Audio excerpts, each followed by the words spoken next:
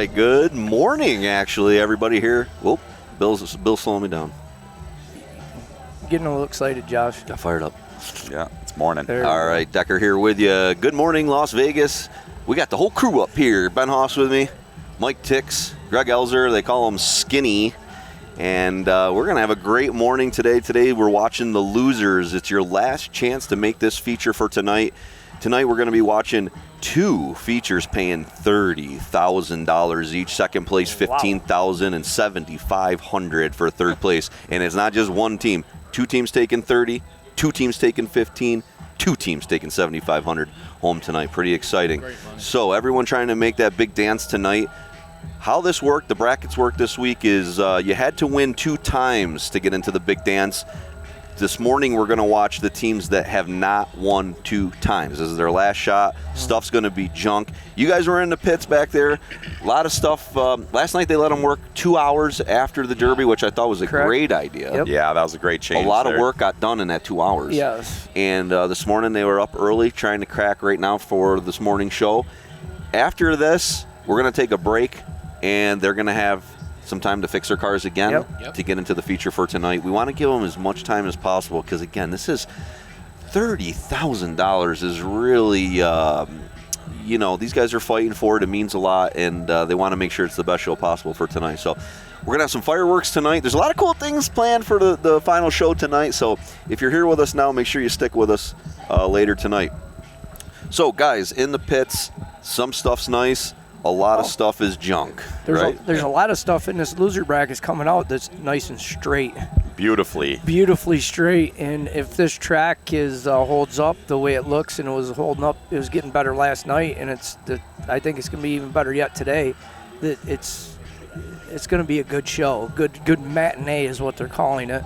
And there's a lot of guys that haven't utilized all their fix-it plates too. That on the cars that are straight coming out because they had some bad luck. They got hung up or they got put on the wall or something, and it's going to benefit them, I feel, in the long run now.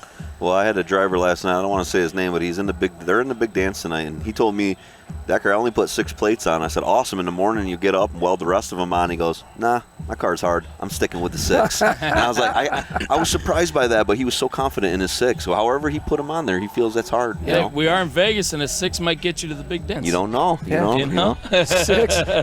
Well, you got to remember on those plates, you guys, you got to have a 1-inch gap in between the weld. Correct. 1-inch gap in between the weld, and sometimes that 1-inch gap will produce a bend point. Correct. And that was kind of the reason that Ben put that rule together like that to keep a fair level playing field out there, because plates touching and filling in a 1-foot gap or something like that would make the car almost indestructible. Right. I mean, it's going to bend sooner or later, but it's going to give it an unfair advantage. So some of these guys are very smart about what kind of car they brought. Right. They know them inside and out, and they're confident. Yeah. Will Steinbeck is actually a prime example of that. He showed me last night walking out of here. He had his 2 plates with his gap in between, and after he ran it, they were touching. The plates were touching, and on top you could see the 90 where it had been accordioned on itself, and it is now the plates are touching, and he goes, Decker, I'm telling you, that's gonna be hard. And I'm like, boy, that's neat looking right there. It was impressive how perfect the 90 was, and the plates are touching. Is like, that looks awesome. Yeah, it's good. Accordioned, right? That's what they call it, accordion, and then so that was pretty. Look at that one little area, it was able to wiggle. Right. And they said they're coming out. Will Steinbeck said that people better be holding on today because they aren't slowing down. No. They are not slowing down as the day progresses. Run hard all rounds. Yeah. See if you get there, right? Yep. So that was pretty cool. All right, so what are we going to see this morning? Heat number 1, we have 3 teams. We're going to team FOS, Tim Denson, Tim Opperman, Tyler Banks, and Les Keller out of Montana. They're going to be going against the Sin City Jokers, Jeff Chrisman, Big Daddy, Bill Miller, Rick Clark, and Dustin Penny. Third team out there, Team LNR. Bad luck for these guys. Yeah. This is a great group of guys with nasty cars. And Anthony Tripler, Colton Wilker, Jesse Warner, and Bronson Twitchell. Their stuff is hard. I seen Tripler put another tranny. Another one. Second tranny. Yeah, he benefited huge last night from that 2 hours. Yes, he did. Because it was like a mirror, right? It was mirrored of the morning. That car was right back on the end of that trailer. His buddies was up front to pull it back down again with the one with the crazy stacks. Yep. And then here's Tripler on the back of the trailer, backed on Jack. Back end on the trailer, front on Jack says, and damn near ripping the trans out of it again. Yeah. 15 minutes after he just run. Yeah. And I woke up this morning and came out, and they were finishing it all back up in there together, Right. you know? So it's like I left as they were huge. pulling it. Yeah. That 2 hours was huge to get at that jump. Get that jump. Because this morning, I don't know if you had enough time. Right, I No. agree with you. Yeah. I agree You know, with to you. change an engine this morning might have been a little heavy. To change a training might be a little work, but yesterday changing the engines yesterday morning, but they had that time. Yeah, to have it out Today already. We just don't have that time. No. All right, so heat number 2. We're going to have 4 heats this morning. Heat number 2, Smith Metalworks, Corey Roman, Brett Relay, Pete Hansen, and Chance Smith going against the sleepers, Jace Rogers, Trevor Rogers, Chance Ogden, Neil Moore. They're going to be going against Nebraska Strong and Rob, which is the Steinbecks, Will and Larry and Rob Lang out there.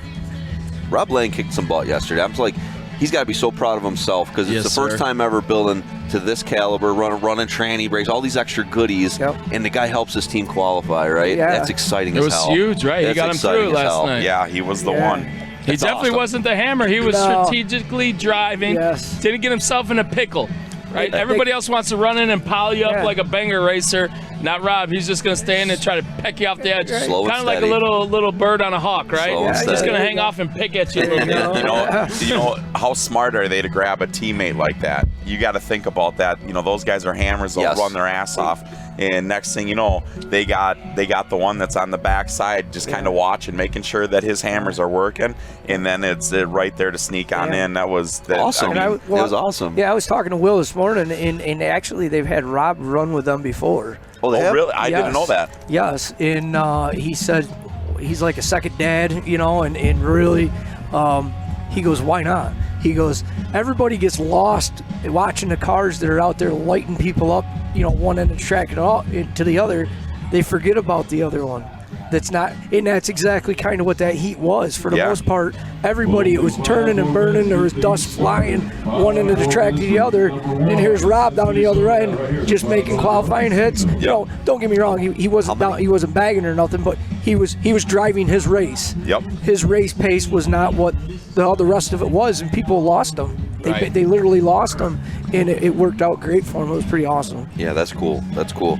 The final team in heat number 2 is Mopar Express, which, man, it's such a good group and just having Yeah. some bad luck. Their stuff is nasty. Yep. Jan McKinn, Calvin Crazy Cal Atchinson, Richard Gomat, and Tommy Gomat. And just some tough luck for them. They look good. Their cars look Yes. good. They just had some bad luck, I think. Yeah, how about the Golden Goblin, though, last night when Megan Davenport stroked him, right? She Yeah. bent that wagon. Yeah, You hard. seen when he Hard. pulled out how hard that wagon Yeah. was bent? I'm like, I know you guys had to catch, but I was jumping up and down like, oh my God, she just struck. She didn't have a couple shots left in the Lincoln on her side there. Definitely. She made that one count and Yeah. she bent him good. Yeah, she came up afterwards in the interview and said they all came over to her afterwards to say, hey, you can be on our team anytime. And anybody that knows Awesome. Mopar Express, that's a compliment. Take that. Yeah. Hey, That's a man, compliment. that's huge. Take that. Because Take that. they love running hard. I won't lie, Beef come off the wall and he said that girl has to have bigger huevos than any of these guys I've seen run out there. I said, oh, Megan Davenport laid it down and she ain't afraid to She run did. with the boys. Yep. And remember, she bent really hard the first night. They had to they do were- a bunch of work. She was swayed way over. They were Yeah. that she was bad. bad. And But she went out and laid some licks in the Yes, next round, yes. you know.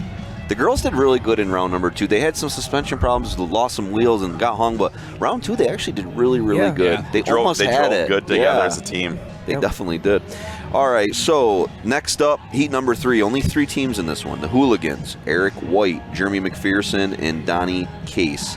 Montana, Nevada, California there. Going to go against the show, Mark and Todd Siopa out of PA, Scott Zisselman out of Ohio, and Toast out of Indiana. And they're going to go against Team Nodak. Jacob Ettinger, Dustin Bauer, Mitchell Bettenhausen, and Cody Mittlitter again. North Dakota guys. Mittletter, he's the one that had the Motown Rivy. Yes. Yeah. Brand new motor. Their team's pretty good. Edinger is running, I think he said it was a 406 stroker. It was the motor I ran out in Minnesota in the truck class. Okay. And, I love that thing, but he's running that. They said they blew it up, rebuilt it, and they're saying it's around 600 horse, which is kind of neat. Wow. Love it, right? Well, you seen anybody watch last night? Robbie Layton. He loves the throttle, and a hell of a driver. But this is where the way the track was, he was literally using the horsepower and the RPMs and the wheel spin to get him up on it. Yeah, almost as a float. Yeah, like a float. Yeah, and man, that thing was screaming. I mean, it was impressive. I seen him this morning. I was talking to him a little, and I went right up to him. And I'm like, man, your motor makes me so giddy. And he goes, I don't even hear it out there. And I go, well, you better start listening, or let me run it, and I'll let you hear it. I said, because that thing makes me excited. And he said, every day people message him and they say, hey, what do I got to do to make my motor sound like yours? And he says, I tell them all, $18,000. Wow. He goes, you know what everyone tells me? Oh, I can do it for 3. I can do it for 5. I can do it for 7. He goes, I immediately stop talking to them and say, good luck. He goes, I've blown this thing up a ton of times. The amount of R&D we have into this thing is unbelievable. He goes, but if you think your motor's going to sound like mine for $5,000, he's like, not going to happen, guys. No. Well, might sound like it for like 5 minutes. Yeah, until you're grenade it. Go poof. As soon as you bring it to that RPM once, it's going to be, that's a pretty important part lane in the oil pan. But we had a really good talk this morning because he said, Josh, the first time I ever did it, I just, we put the money into it and I ran it. But we learned that some of the stuff we put in wasn't the right thing. Right. He told me how loose they have the motor, which was really impressive. He's like, this is about as loose as it could get. He's like, I'll let that girl swell right up. He goes, but I'm also not worried about blowing it up. He's like, because every time I blow it up, I learn more. He's like, my motors are getting better and better, and I can beat on them more and more. He's like, I'm pretty damn close to where I want to be. It was a good conversation. Yeah. And you know what? I mean, the thing of it is, too, is he'll talk to you openly. I don't know Robbie the best. I've met him only a handful of times because we're so distant in country. But, you sit down and you talk to the gentleman, and he's just a great guy like that. And I mean, as we've spoke throughout the week here, you guys, talking about Demolition Derby and the family and everything like that, Robbie Layton is a prime example of the Derby family. Oh, definitely. Yeah, I mean, just a stand-up person and that, and I am so proud to say that I'm part of the Derby family, and these are the people that are representing it. And he's had an open willingness to learn on all aspects of it. Yeah. From the build to the motors and the complete process. He's had an open mind. You get some people that are like the old dog, new tricks type thing. Yeah. And he's a prime example of anybody up and coming you can go from 0 to 100 just like everybody else. Yep. And the young lady from Damascus, Pennsylvania. She's part of the team Smith Metalworks. This is Miss Melanie Hansen. Oh, Canada, our home and native land, true patriot love in all thy sons command. With glowing hearts we see thee rise, our true north strong and free. Though far and wide, oh Canada, we stand on guard for thee. God keep our land glorious and free. Oh Canada, we stand on guard for thee. Oh Canada, we stand on guard for thee. Good job!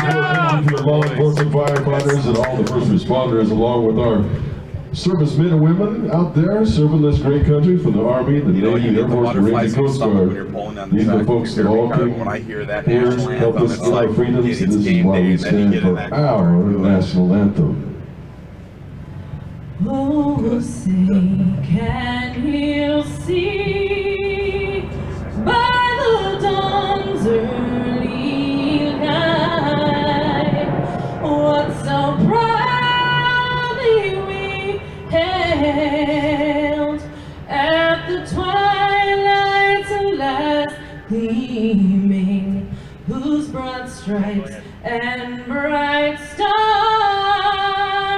through the perilous fight of the ramparts we watched were so gallantly streaming, and the rocket's red glare, the bombs bursting in air, gave proof through the night that our flag was still there.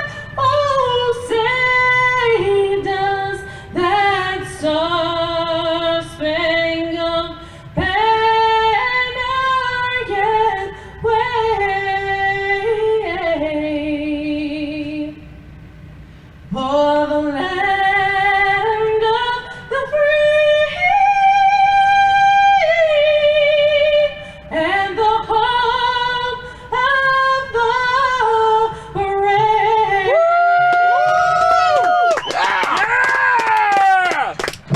Another great big thank you to Melanie Hansen singing her behind off. She kills it every single time, and it's game time. That's awesome, now. guys. God bless America, and everybody stood. Love it. Thank you, Demolition Derby. Game time now. Last chance for a bunch of teams to get into that big money for tonight. All these Stir and Dirt officials, looks like they're taking a big picture out of there, out front, minus you guys. Look at this Minus you group. three. Look at this group. I mean, You this guys want to is go the down, you people. can. No? You guys can if you want to run down there. We don't got a face for that.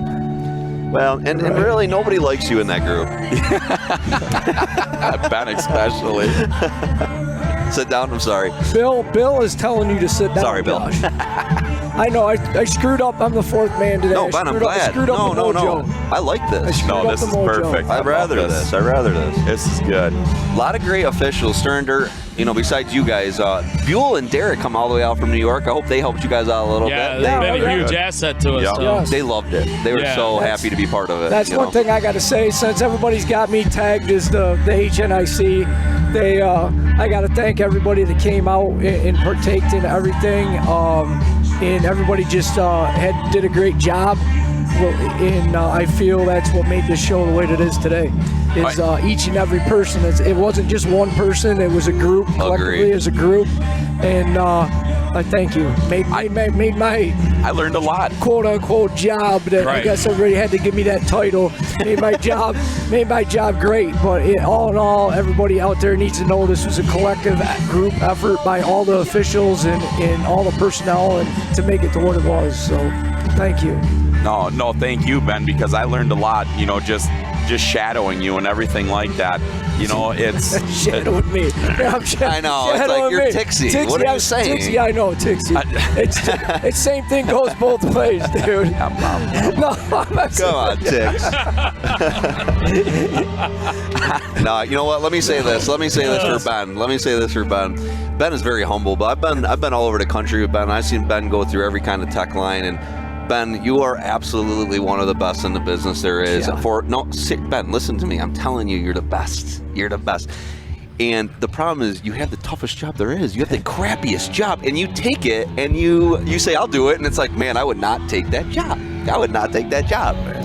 no way in hell. No way in hell. And really, I think the drivers, and Ben and I talked so much about this show because we've been talking about this for 6 months and a lot of stress behind the scenes, but your vision of what you wanted for your tech, you were right, Ben. Your vision was right, And I love how you stood your ground. When it was set one way, that's the way it was for everything and everybody, and that's you appreciate it. And as somebody had an opinion and you listened to it and you understood it, and it was great. That's why I would never be a good tech. Thank you. I appreciate that. that greatly. I didn't mean to interrupt you, Tixie. No. Really. I'm sorry. It's all good, boss. Yeah, I know. Well, Yeah, boss. you know, I love it. Well, you know what? I've tried to tech in my life, and I suck at it because as soon as someone confronts me, it's like, all right, go ahead, I love you. You know, you're my buddy.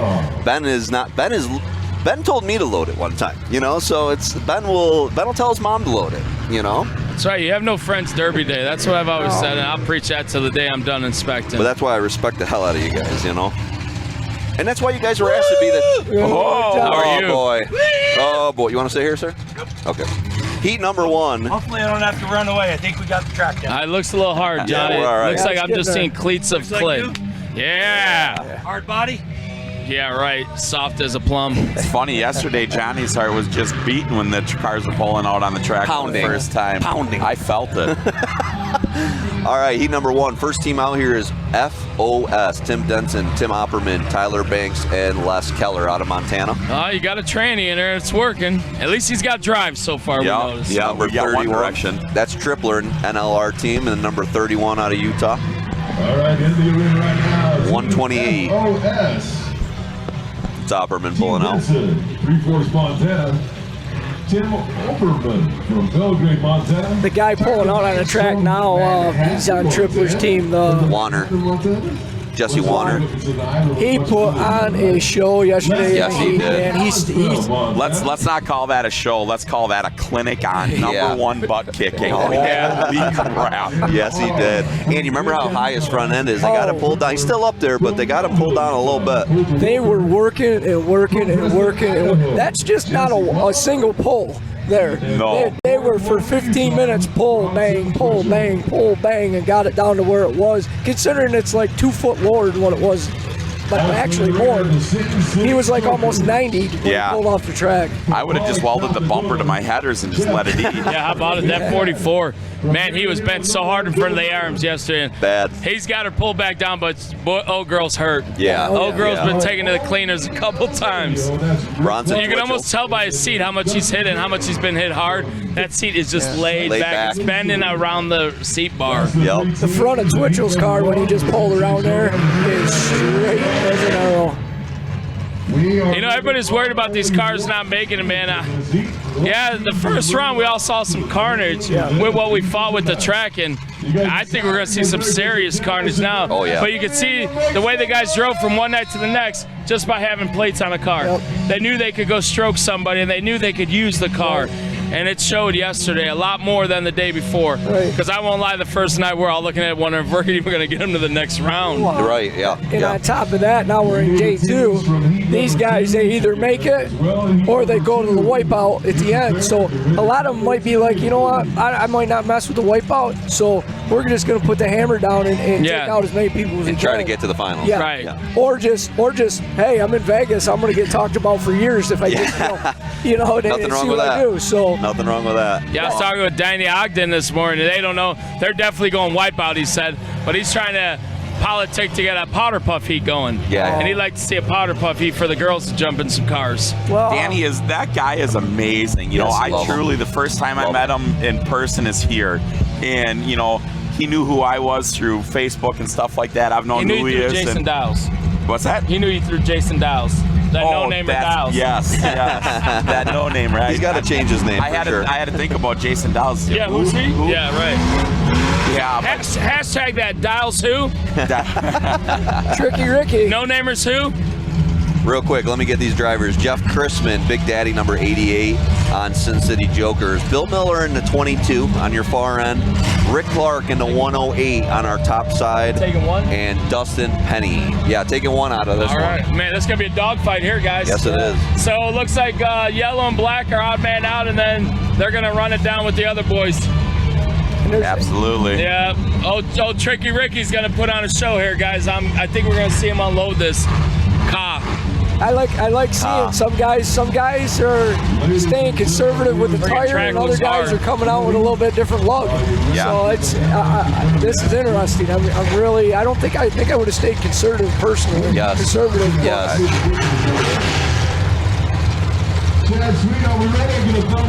Heat number 1 of 4 we're going to watch this morning, live from Las Vegas. 80-something degrees, absolutely gorgeous here right now. You're going to get cooked like a pizza out there right now. Hopefully you're in your tree stand right now staring at that big buck. If not, turn your sound up and let's listen to these motors. Hell yeah.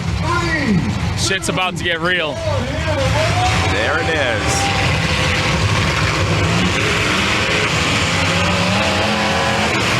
Oh yeah. Right off the bat. Everybody after yellow and black.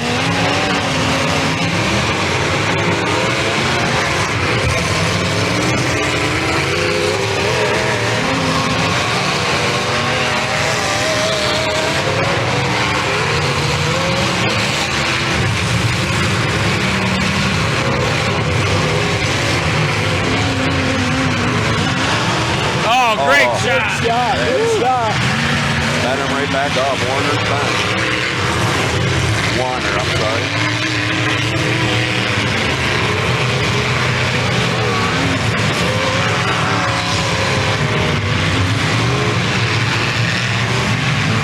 Some good looking trunks out there. Oh! That sucker's folded right back up.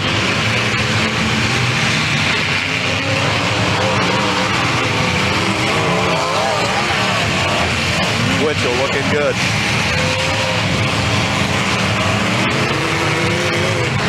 Twitchell, number 87 in your screen.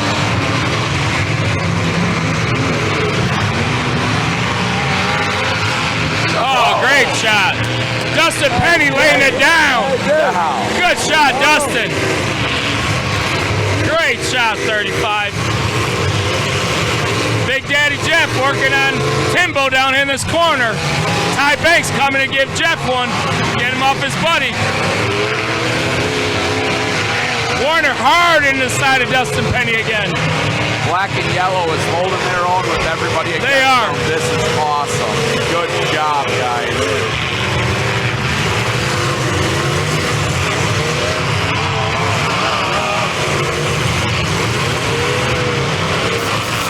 Oh, horrible driver's door shot. Horrible.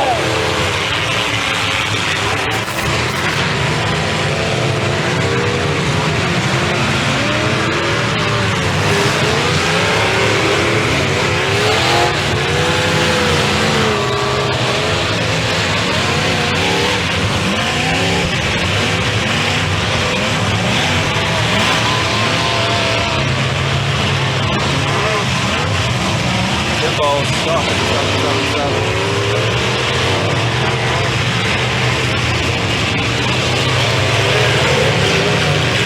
Oh!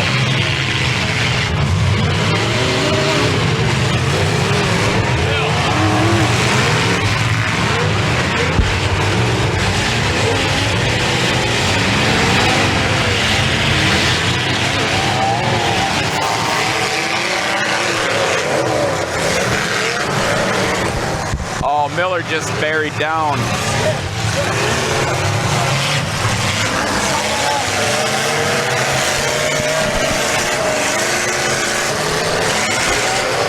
Sorry, playing with some audio. Playing with some audio a little bit. I don't want to blow your guys' speakers out at home. I want you to hear the motors, but I don't want to blow it out. Yeah, Chrisman doing good work in the 88. Big Daddy, they call him. Look like blue's turning on black a little bit already. They know they got to get him hurt now. Yeah, absolutely. Because them guys are hurt. They're doing a lot.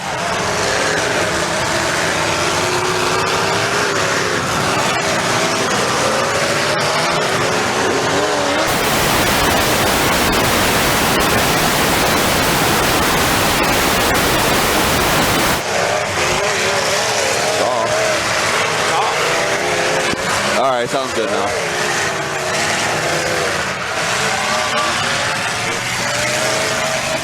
Okay, good now. Sorry, guys. All right.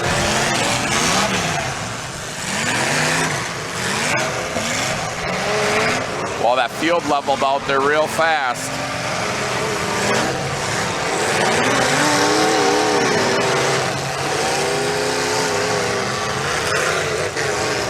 Rick Clark buried on the bottom side of the track. A little bit. Can you guys hear me good in there? Okay. Oh, yeah. Okay. All right, we're good, Bill. Thank you, Bill. Big Daddy's still working it. Oh, that's me here. Okay, sorry, Tix. Well, I lost my mic now. Yeah. I lost it. There, I hear it. Can you hear me? Yeah. Okay. I was worried about that. I'm on the middle mic. Oh, Chrisman almost up on the wall. Twitchell kind of holding him in over there, letting him bury himself.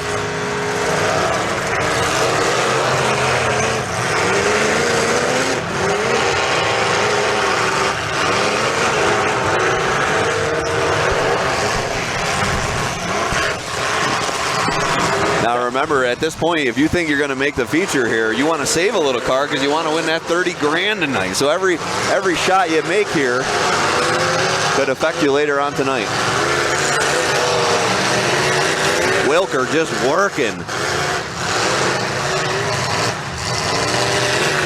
Oh, look at Big Daddy Jeff trying to get around the corner. 147 to Keller, gets away from Wilker. Wilker's just chasing Keller down. Hard shot into Big Daddy. Just following.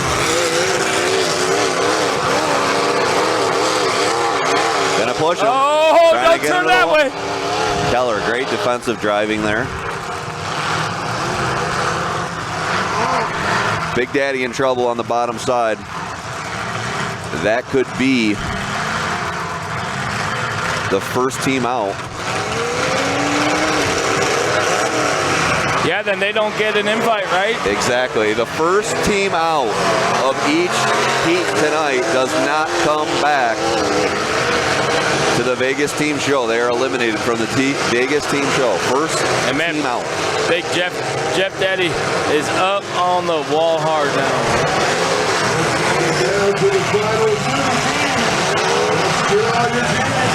Head-to-head matchup here. 397 of Banks is buried. Keller tries to come get him out. But Tripler's right behind him.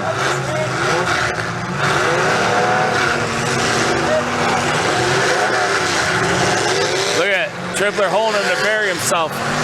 Tim Opperman on the 128.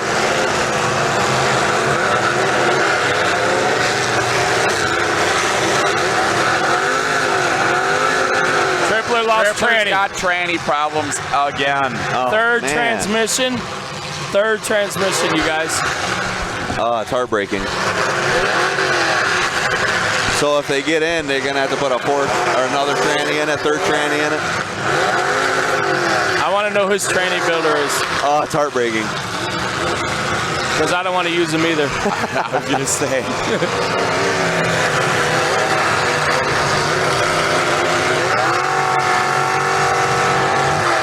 Damn it.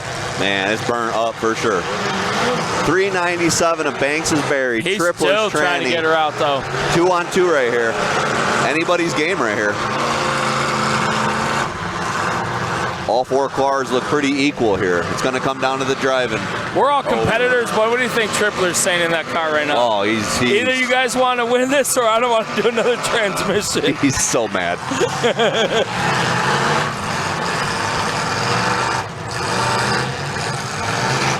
And remember, when changing a tranny for this class, you're not just pulling a tranny out. You got the tranny brace. You got to pull your slider out. You got to pull all the goodies apart. It's a lot of work. And you know what? If you've got your cross member welded in, like a lot of these guys do, and they utilize that 8-inch, 2x2 angle iron, that thing is it's molested in there. It's in. It's work.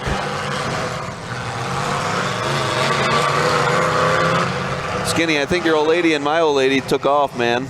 They must be playing some bingo. Bingoing, huh?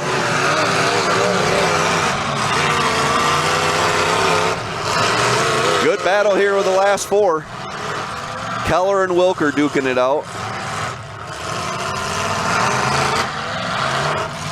Opperman and Twitchell.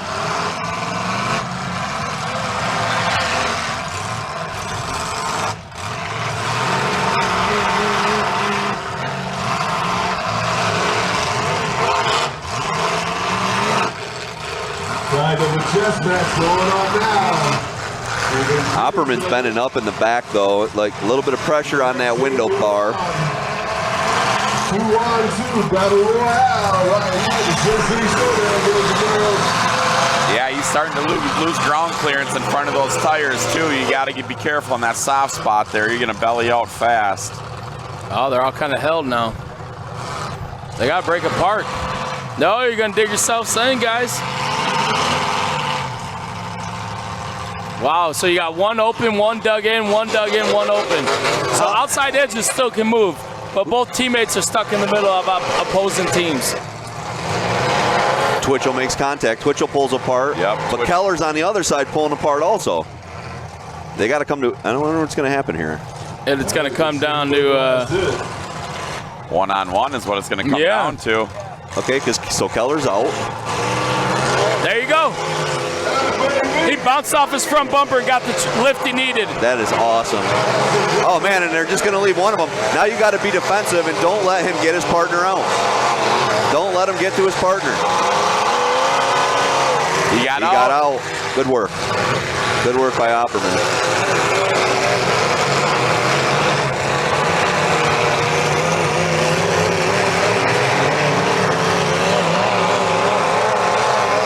The rear frame rails on Keller starting to get a little bit of dirt and into his tire. Bronson just got to keep pushing until he gets him somewhere.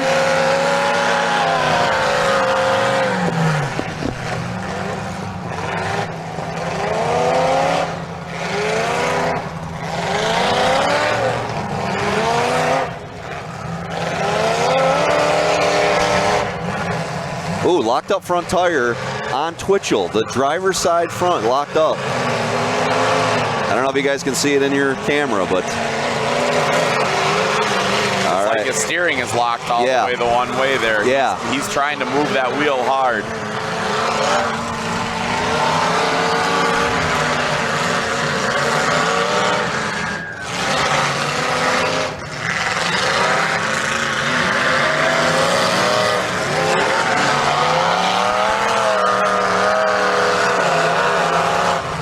.47 Keller, that rear of that car is up and in, but he's got a little clearance issue with that tire.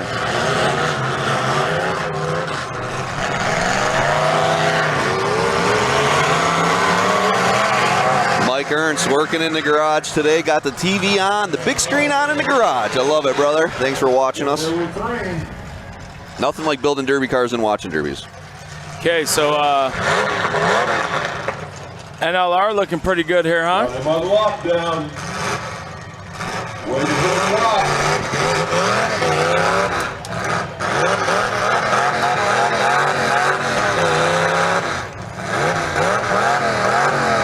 Spencer Jumper is on an airplane headed to Cancun, but he's watching the derby on his phone on the airplane. Now that is about as cool as it gets. That's about as cool as it gets.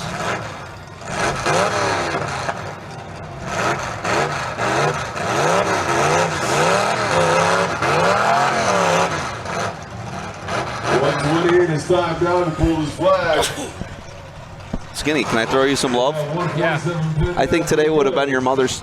Your mom's been gone 24 years. Yes, today would have sir. been her birthday. I want to throw some love to you, to your mom. Thank you. Yes. Appreciate it. Yeah, brother. Yes, sir. I lost my mom too, and every time it's her birthday, it's it's a day you think of her. Oh, yeah. Gotta remember her. Oh, yeah.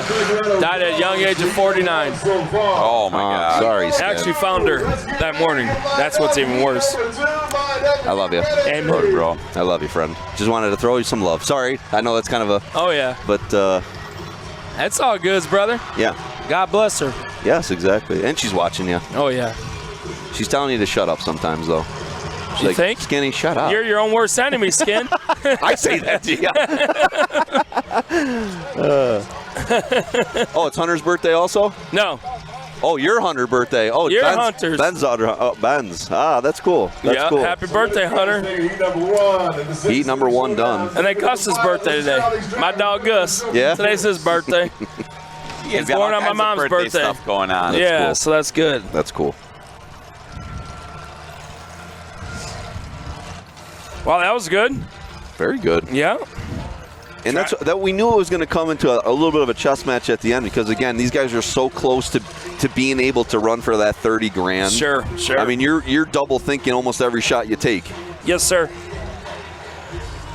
And he saw that strategic driving towards the end there. Like Tripper just got him and said, okay, I'm going to hold you here. You're going to try to get away from me. You're going to dig in, keep a little pressure on you. Sunk him, backed up to lose his tranny. That is just heartbreaking. It really is. You know, and it's tough too in a team atmosphere. A team atmosphere is tough, Skin. Feature cars. After this last heat, after the last Alpine heat. Okay. Go ahead, explain that, Tix. So I just got a text message here, somebody asking when they can start working on the feature cars from yesterday. So those guys have to wait. So they all got the same fair advantage until after the last heat right here this morning. To start working on their cars. So that is the beautiful thing about how they got things set up here is everybody gets the exact same amount of time to work on their cars. So nobody's got a benefit. Like these guys don't get to get extra time comparison to other ones and stuff. So yeah, it's a great thing. Well, going back to our county fairs and stuff, when we could all go back to the days where you pull the last heat of the night. Oh, you're screwed. And you know, I can remember a time where I was in a 62 Galaxy, and I was in the last heat of the night, and I won it, pulled off the track, and as I'm pulling off the track, they're calling feature cars. I didn't get to get water in it, nothing in my car, and I remember saying, how unfair is this, man? The first guys are cool. They've changed water. Everything's ready to go. They got plates, and look at me. I'm over here, and I don't even get to put water back in my car. That's right. And I started coming to these national events and seeing that they were giving a lot of time equal. What's it called when they put everybody in an area? Impounding. It's a great idea. It makes it more fair. Right. It makes it more fair. And that's what I said the other day, and you know, it only can get better. But the other day, everybody got their sticks, done their thing. They were told can't do nothing, but they took the cars back to the trailer. I personally don't like that. No. Because people are just not going to do what they say. So well, you hope the honor system, but we also know the world of the world. Post-race inspection is also your Achilles heel here. And I think that's what Johnny counts on is like you can do something, but we're going to catch you and boot you at the end of it. Yep. But you don't even – why I don't like that, though, Skin, is because somebody could be a jerk and go do something way over the top, run their car, hurt somebody else, and just say, like, screw it. I knew I was going to get – Oh, yeah. But I like the thought of impounding. And I like the thought of giving everyone the same amount of time. Agree. The biggest problem of it is on your honor and the trust system and everything like that. There's a thing here called competition and prize. Yeah. So that kind of gets funny and it's tough. It's just, I mean, everybody out there in those pits are great and honest people. I understand that, but the sense of just 30 grand on the line. 30 grand on the line, man, will make you put a little extra weld. It'll make, And, here's the other thing, too, is, all right, this is a team event, so somebody goes out there and loads up their car and they build a hammer, and they're out there just tooling and doing the damage so that the other teammates, and here's the other thing, there's politics going on out there. It may not even be a car on their team. It could be a car on a different team that's doing the damage that's all loaded up, so... Absolutely right. Absolutely right. Boy, that bumper on Miller's car is just killing those guys over there. They tried putting it on there and let it haul it out, and you got a skid loader sitting right there, but no, they want to brawn it up there. Well, it's Bryce. I mean, he's got muscles and time, so he'll do it. I love Bryce. Bryce is a huge asset to Stir and Dirt here. All the things that man does behind the scenes to try to ease up Johnny and Gumpy's life, and he's a very strong position here. Look up Bryce Baumgartner on Facebook. Friend him right now. He actually, for a long time, he worked in Alaska as a gold miner. That's what he did for a living. It sounds cool, but he always says that it's super boring.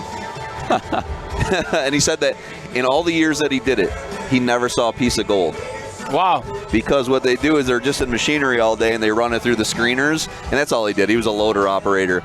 And he worked there for 5 years and never even seen a piece of gold. But all the way in Alaska, pretty cool up there. That's awesome. I didn't know he was up there for 5 years. I thought it was a shorter stretch than that. No, long time. Montana originally, though, correct? Yes. And he comes from a great family. Bryce's family, I think there's 7 or 8 kids in his family, and Bryce is one of the older ones. And I've met a lot of his family. They're very cool people, and they all take care of each other, and they travel with each other. They're very close-knit. They help each other out. Yeah, his mom does a lot of catering and food prep. Yeah, they're good people. Stuff. Really good people. Yeah. And Bryce lives a life, man. This guy flies here, flies there. I mean, for a young guy, he does well for himself. Well, we were in Wasatch, and we were sitting there talking. Remember that skin in the hotel room, and like just listening to, his personal drive and hopes and wishes and goals and all that stuff for a young man. I don't know his exact age, but he's not a real old person, and it's just the drive that the man has and the dedication. If he's gonna do something, he's gonna do it. Damn right. Yeah. Yeah, I like him a lot, actually. But that's kind of the neat thing is, kind of giving some history and some back on some of these people out here that, it's not just Johnny and Gumby for stirring dirt. They're the ones that are putting their nuts on the line. But I mean, they got a good group of people that are put together and that assist in all this stuff. Well, a few months ago, maybe 2 months ago, Johnny flew Bryce out here for a week, and Bryce's job was looking for sponsors. And that's tough work. Bryce and I sat on the phone for a while, like just running ideas through each other's head, like, how would this work, or where would I go, what would I do? And that kid come out, I mean, I'm sorry. I'm sorry. But that kid come out young, he's like 24, 25. Imagine coming to Las Vegas and having to walk to these casinos and chase money.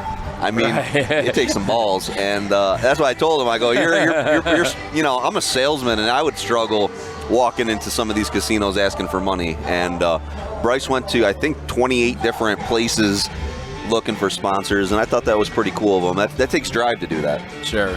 And it's hard to approach a professional person and ask them for something. Yes. I mean, you have to be more professional than they are, and the confidence level. I mean, just to get up and speak in front of some of these people is more than many people can handle. And you think about it, this is Las Vegas. Everybody's asking for something out here. Daily. Yeah, you're asking for their money, and they're asking for yours. Yeah, exactly. Hang on a second. Literally, every corner.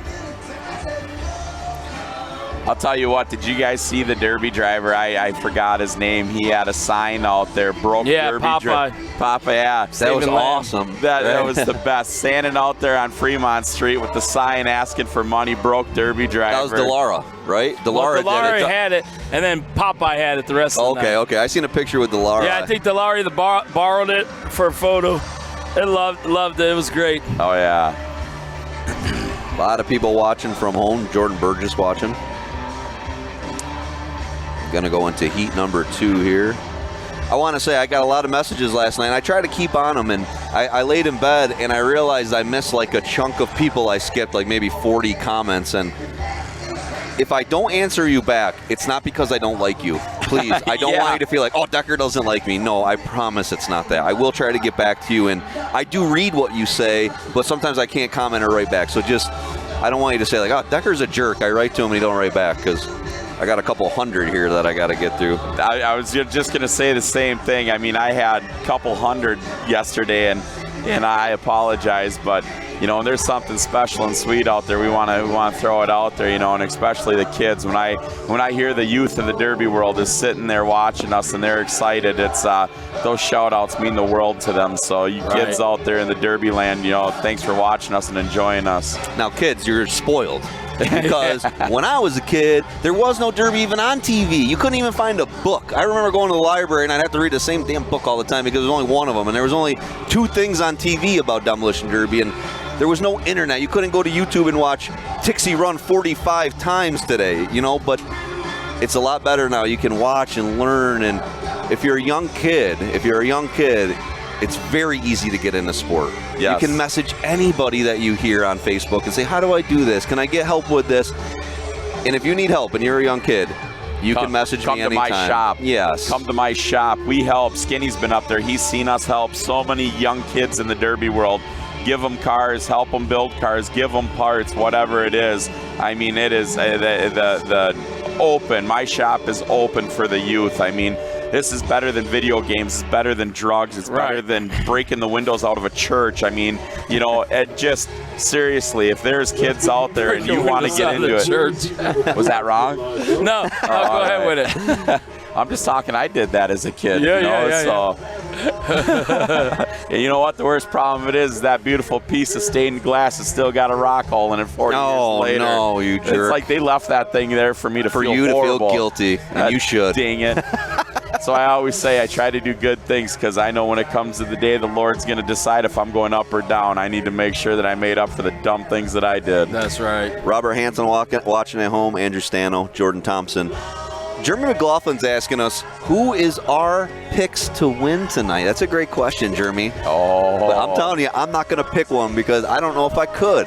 And I guess I got to kind of see them as they roll on the track, right? We got to see who advances from these brackets right here because this is going to be a telltale right here. I'm going to tell you what politics are deep in the pits. You know, we know what camps with what camp, but there's a couple camps that got to fight their way in yet, and that's going to be a deciding factor of how strong the Allies truly are out there. But you know, my pick is my brother Toast. I mean, you know, I don't know if you guys know how deep Toast and Skinny and I roll, and it's, I mean, we are absolute, brothers from another mother, and I mean, I want to see my boy do what he can do out there. It's, you'll never find anybody in the Derby world that is more dedicated to giving life and respect to the Demolition Derby world. You know, Toast Promotions, you know, I do anything for him. You know, Andrea, his wife, Pigpen, they're just a Derby family, and I can't ever say enough about them. And I need some help. Yeah. I need some help, right? Yeah. I've been begging to hang out with Toast. How do I get into your guys' clique? I can't even hang out with Vince will not let me in, man. How do I get in? I said, hey, how do I become part of the cool group? I mean, let me in, man. If I got to pay a fee, I will. I gave him shit last night. I said, what, did you come to Vegas to go to sleep, Toast? I have not seen you. He goes, yeah, I came to Vegas to win, Skinny. That's fair. On game. That's fair. I said, right here, you Toast. That's fair. Because I have not seen Toast one time since the first day. No. Other than in here, like anywhere else. He's going to eat, he's going to bed. Yeah. Well, he's going to eat, going to bed. You got to respect that they're trying to go for that money. I mean, I get it too. And probably they're thinking, hey, half these guys aren't focused as I am. The focus is going to get me that money. Right. Yeah, absolutely. And that's exactly it. I'll tell you, that car that he's running, he was up in August in Toast Promotions officiated our hometown show that we've been doing for about 5 years now, and I got the fair to allow Toast Promotions in there, and you know, we're bringing it to basically a national level. And you know, Toast was up there, and we were talking cars for Vegas here, and this is back when I was running Vegas, and we're sitting there, and I just told him, I said, any car you want, you go grab one out of the lineup. That car that Toast is running, Skinny brought out in New Mexico. Okay. Skinny sold it to Tori Schutte. Somehow I ended up with it from Tori Schutte because, I mean, that man don't need Derby cars. Right. He's not Derbyan. No. So I ended up with the thing, and this thing sat in my yard for probably 5 years, and I had it buried in the backside of the lineup of cars, so they're just kind of protected. Hidden. And Toast spent, what did he spend, 6 hours out there going through cars? Picking through these cars. Picking through cars. Oh, yeah. Picking them up with the telehandler, looking at this, doing this, and I mean, and really? He goes, well, the car that I want, I know you ain't gonna want to get rid of. There's a reason it's back there. I said, I told you any car you want, and he, I mean, digging through old iron, new iron, and everything. But I'm going. He had new something iron. specific he wanted. He's very specific and thorough. Interesting. He showed me things I've never seen on a new model that only Toast has ever showed me. Ooh, keep them secret. Oh, yeah. Skins, you want this because of this. Skins, you want this because of that. This frame has what I'm looking for, Skins. See, these guys, I love the brains in that. Oh, yeah. And he learned it, and he remembered it because it mattered. I love that stuff. Oh, he'll kill you with the knowledge he has. I'd like to listen to it. No, and he'll tell you. He is not a guy that is shy. He will tell you. he ain't gonna give you the book, but he'll let you read some pages. Well, what it shows you is he's probably that much farther ahead of you, where he's saying like, yeah, I'll let you have this information because I'm already ahead of you on the next thing. But then again, he will tell you, like, here's my recipe. It's kind of like barbecue. You may get the recipe of the same smoker I use, but it don't matter. You can't turn out the same order. Product. Exactly. Right. Exactly. And like yesterday, I walk up and said, Toast, are you done? And he gave me a look and he didn't even stop swinging. Like, get out of here, Skins. He's just swinging that damn ball peen hammer to make sure that line has the right pitch on it, the right tightness to it, the right angle on it. I'm like, Toast, man, it's used up. Leave it. Nope. It ain't there. It ain't there. Wow. You know, it was. Yeah, that's why he's better than me. Because I just don't. He's a you know, machine, it's he's still an asshole. He loaded me at Spring Explosion. That was actually a comment he said. Tix, are you going to treat me like I did at Spring Explosion when he's coming out here? That's awesome. Inside joke, but yeah. But Toast didn't know what to expect, you know. And like Tix said, he's a great friend of ours. Yeah. We are the Tres Amigos. That's what we call ourselves, the Three Amigos, Tres Amigos. And he was so worried about coming out here, not knowing what to build, how to expect, and like I told him, he'd go hit Tix, he'd hit me. Like, hey, man, you got to call Ben on that stuff.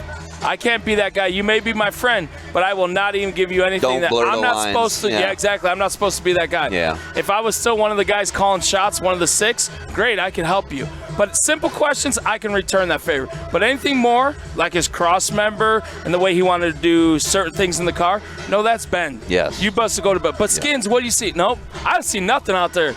Nothing. Exactly. I'm so crunked, I don't even know what's out there. But, you know, that's the way it is, and I refuse to do that because there has been guys that I've worked with that have been called out for going in people's garages, giving permission that work on the team. And the main inspector don't have no clue that even went down. Very great topic. Have that. Great topic. Can we touch on that? Because back at home, there are inspectors that will go to a guy's garage here and a guy's garage here 2 days before the Derby, or you see it.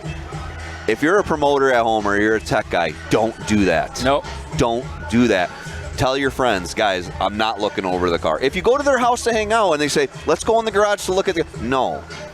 I'll wait till that day. Yep. That's the right way to do it. I think that's probably been something in our sport where when people, especially at county fair levels, where it's like, oh, it's so unfair because Jimmy lives next door to the promoter and he helped him be better than that. Yep. Make it fair, make it even. No matter even if you're all the way down at just a county fair level, make your show as quality as it can be. Absolutely. Hey, Skinny, you know, a county fair level, how many cars come out of our camp going to our hometown fair? I mean, we're talking literally, there's no BS. There's 15 cars that probably come out of our shop, out of my yard. Yep. And you know what? At Nader's, I tell him, Nader's, man, my boy up north, he's my right-hand man. And, you know, they build their cars at my place, and he builds my cars. And you know what? He's pissed because he's held at such a high standard that, you know, you can't do that. Well, but, you know, they don't know. You're right, they don't know, but I do. And you know what? That's not how it is. And so no, that is the biggest thing is the officials.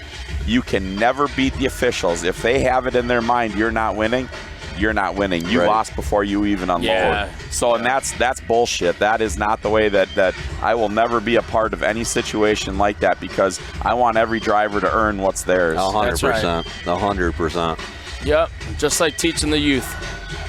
Yeah. And we've all been burnt at those levels. And, I mean, let's be honest. Like,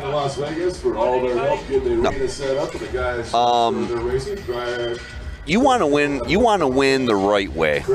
Like, okay, in the '80s when guys they put concrete in their frames or what, them days are done. Yep. If you can't win straight up, if you can't beat dudes man to man, mano a mano, build to build, you're in the wrong sport. Get out of it. Absolutely. You know, I want to beat a guy straight up because if I cheated and beat Tixie, yeah, maybe people at home would know it, but in my heart I wouldn't feel like a winner. But I'll tell you what, if I built my own car and I didn't cheat and I beat you, that would feel great internally, you know? Yeah. You know Not what? just you, but you know what I'm I'd saying. lay down for you to be beat by Josh Dacker. Shut up. That's like a benchmark. Mute him, Bill.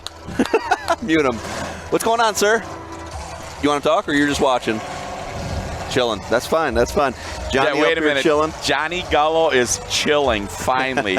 Folks, you earned it. You have not seen the stress this man has carried since day one that I got here. You know, he's finally got that. I don't feel his heart beating in my back anymore. He's, you know. No, that's huge. So true. So true. Yeah. That's going to be All right, real quick, Johnny, let me go through the cars before we start talking here. This is heat number 2, 4 teams. We're going to take 2 out of here. Taking 2 out of here. Smith Metalworks, Corey Roman, Pete Hansen, Brett Relier, Chance Smith. Going against the Sleepers, Jace Rogers, Trevor Rogers, Chance Ogden, Neil Moore. Nebraska Strong plus Rob, Will Steinbeck, Rob Steinbeck, Rob Lang. And the last team, Mopar Express, Jamie McKinn, Crazy Cal, Golden Goblin out there, Richard Gomat and Tommy Gomat. I know Nebraska Strong's down 1. I'm not sure about the other teams. Yes. Yeah, the wagon's not coming out. That thing was used up and pushed back hard, so. That's Calvin, Crazy Cal, Atkinson.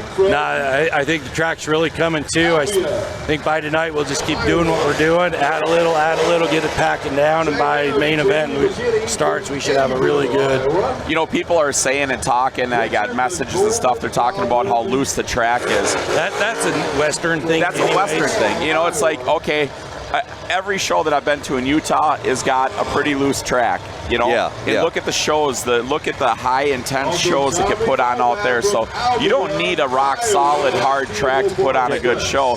You just got to know car preparation, and that's what the Western boys. If it was me driving yesterday, after I saw the first heat, I probably would have cut my A-arms and my chains loose. Yeah, we talked about that. We said that numerous times. Let the suspension do what it's supposed to do.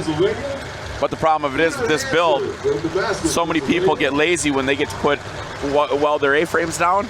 They don't put springs in it. Right. Because, you know, you don't think ahead of that. You don't think ahead of that. So it's like, well, should we put springs in the car? Should we hit that box of beer and watch TV? Explain that to the people at home, though. Why putting the spring in there is the necessity in that point? Well, so the whole thing of it is your stock spring. So now you add a small block Chevy in this. You know, not every one of these cars came with the small block Chevy motor in it. You know, these Fords come with an aluminum-based motor, you know. Right. So it's lighter. So the springs, the pounds per inch pressure is way lighter.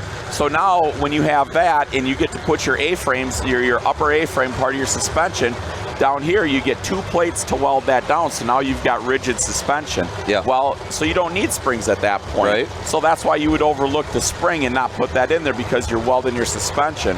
So as these tracks get rough like this, if you relieve that suspension and allow it to move and manipulate, that equalizes the pressure between all 4 wheels. It works just like how you're driving down the road. Yeah. So with that, you know, now you get a rough track like this and you got next to no pressure on a drive wheel, you're shit out of luck. Great point. I mean, and that's where it's at. So, you know, and I can't tell you, I mean, I've seen a lot of cars here that had stock springs in them still, and I'm guilty of it. You know, you're building, you're so focused on so many different things that you kind of forget some key things like that. So if you, now I know you can buy ski and all these other springs, but if you were going to go to a junkyard and upgrade your springs, what are the kind of springs that you're suggesting to people? 1973 to 1976 Buick Big Block spring. That's the heaviest spring that they made that GM ever put out there. You just taught a lot of people something. I didn't know that. I got a garage full of them. I didn't know that. Or you just go right to the parts store for $110. They sell an aftermarket Moog spring that, you know, it's not ridiculously expensive. You don't have to spend $250 on one, but, you know, that's, yeah, you can do it fairly economical. Here we go, guys. Watch. This thing is going to be insane. Taking 2 out of this one, heat number 2. Wow, the Suicide's hung up in the middle of the track already. B34, Neil Moore.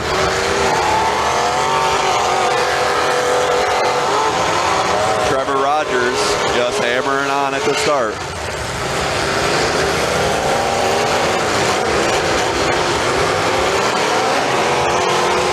I don't think he even spun his wheels. He just, motor died.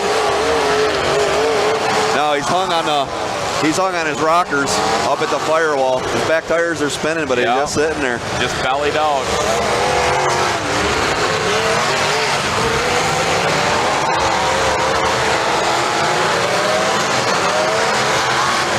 Now that's a problem with the suicide ticks, right? You can't really pull that down. That is the problem. They're hard cars, but once they go, there's almost no repair to them, you know. It's kind of like an 03. There we go. Boy, they are after Smith Metal Works. Red flag. Hold up, red flag, drivers.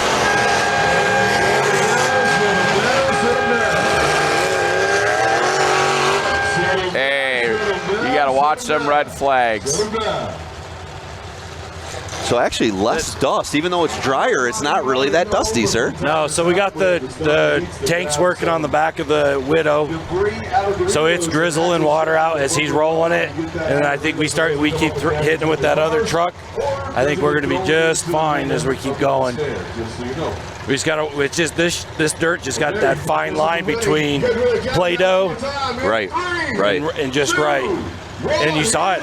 It dried out so fast this morning. As soon as the sun hit it, we came out in the morning and we're like, this is perfect. Yeah. As soon as the sun came over the buildings, sucked it. Yeah.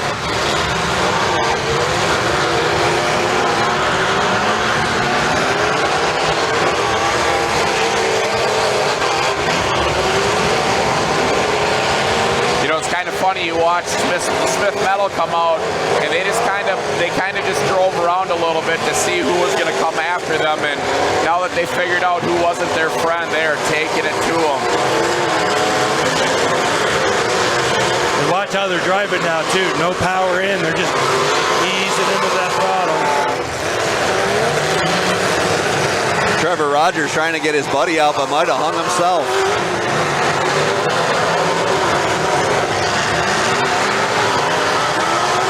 Do it again. Will Steinbeck coming across.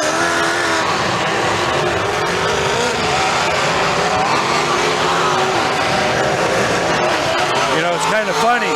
Last night it was that side of the track. Today it's this side of the track. Pete Hansen's motor sounds really good out there.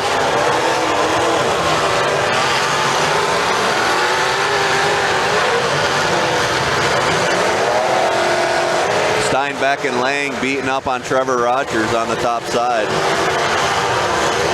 Lang's got to watch that rear bumper. You're going to get hung up on it, backing up, but don't fall off. Oh, there it goes.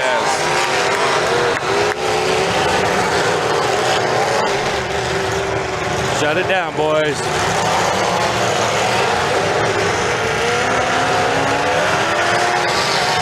Cody sees it. Did you not see it? Yeah, Cody sees it. So last night, I don't know if you remember, but I said at one point I thought I saw a tranny cross member in the dirt. Yes, it was. It ended up being Will Steinbeck's. He ended up breaking his, he told me that they had bolted it and never welded it, and it broke right off. He was upset at himself about it, but we did see a tranny cross member on the ground. And he said what happened was as soon as he lost it, his motor dropped back, broke his cap. And he was out because of the cap. He was so upset at himself for it. You know, these cars are not, you know, they have a little bit of pressure to them in the tunnel, but these are not a distributor protector pressured car, you know. Right. I mean, you could have a tranny cross member fall out of a pressure car and it wouldn't matter because it's all at the firewall. Yeah. But, you know, these cars are not pressured like that. This is a mild build. This is a, I love this build. And surprisingly, they are holding up. You know, that was our biggest concern at the beginning of the week was we're not going to have enough car left for the feature. And, you know, it shows how great these crews are. You know, you put them back together and, you know, people had asked, well, don't you think 8 plates is too much? No, not at all. No. It's a perfect number. I love it. Here's 6 more. Yeah. Yeah. And they were what, 4x4? 6x6? 4x6. 4x6. 4x6. 4x6 by quarter. Damn. That covers some room there. And there's none left to be going back to Minnesota with me. We gave them all away. So what I'm getting from the officials, car 788 has a ruptured fuel tank. So oh no, Mopar Express. 788 with a broken gas tank. Crazy Cal's got a crack in the gas tank. They're probably going to pull. Pull this flag. They're just going to leave it. Pull the driver, leave the car. Mopar Express loses a guy. Crazy Cal. Too bad for them. M29 still in there. McKinn. Nebraska still in. Smith Metal still doing good. Still moving. There's a couple spots out there that look a little bit of a digging some holes, but some spots look good. Will Steinbeck coming around. Who's he going to go after? 17 of Jace Rogers.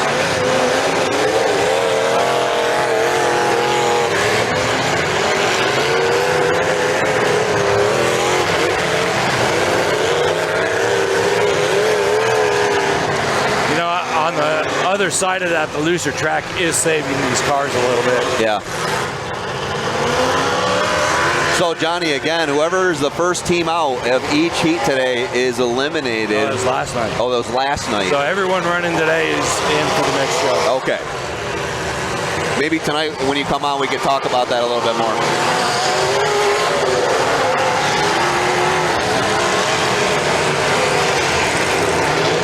Here comes old man Rob, just putting along.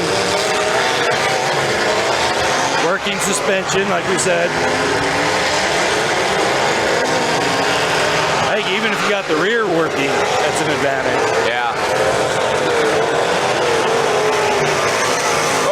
Woo, Chance Ogden honing on Rob Lang on here on the top side. Chance's motor sounds good.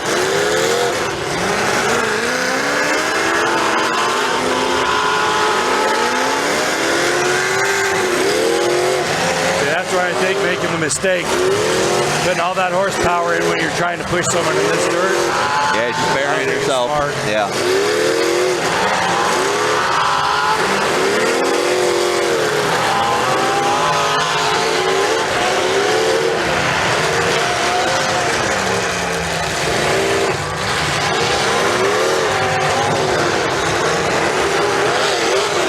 Getting a little soft on this top side. Yep.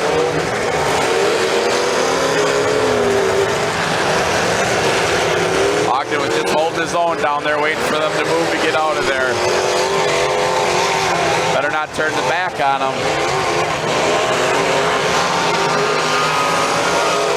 Time Rob out.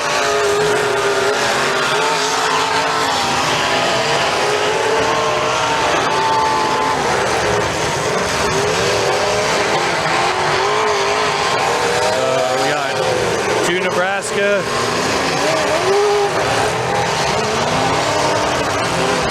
3 Smith Metal, right? 4. I think all 4 Smith Metal's still in it. No, Oh, no. he's down. Okay, Corey broke his stick.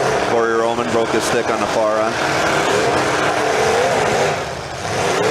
Steinbeck still looking straight in the front of it. I mean, he's taking his time with it, but it looks good in the front there. This could be about it. Smith going to be holding it in. Chance. Steinbeck's holding in Rogers. And down on the far end of the track, they're holding McKim in. Just letting that clock tick through.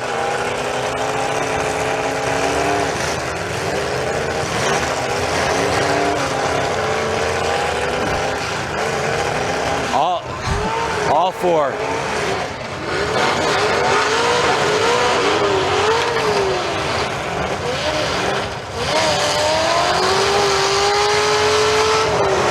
McKim just honing on it down there, but they're not going to let him out. No.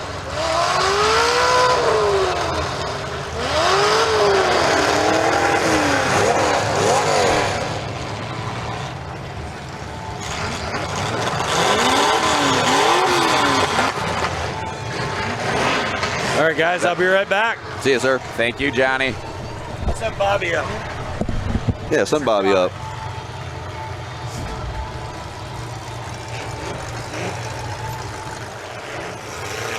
So it looks like heat number 2 done. Smith Metalworks pulling it out. Along with Nebraska Strong, plus Rob Lang. Looks like we got moving on. Nebraska Strong. 2 more teams headed out to the big money tonight. So Nebraska Strong plus Rob and Smith Metalworks moving on to the main event of the evening. Later on tonight at 5 o'clock here at SINCITY Showdown at the Plaza Hotel and Casino. Heat number 3, get ready to come to the arena. Heat number 3. They are pumping them through. They're already calling heat number 3 up. Yeah, they're not wasting any time. That's awesome. Pounding through today. Well, they want to get them back to the pits and let them work on them for the feature, you know, and the wipeouts. So heat number 3 coming up. Hooligans, which is that white and green team, dark green team.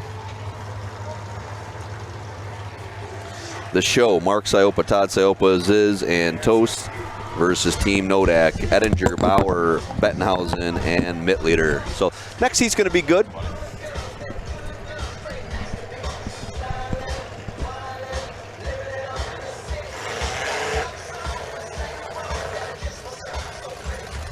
Larry Steinbeck been up a little bit, but he don't look bad. that was a really good heat. The track did start getting chewed up a little bit, though, on that one. Oh, yeah.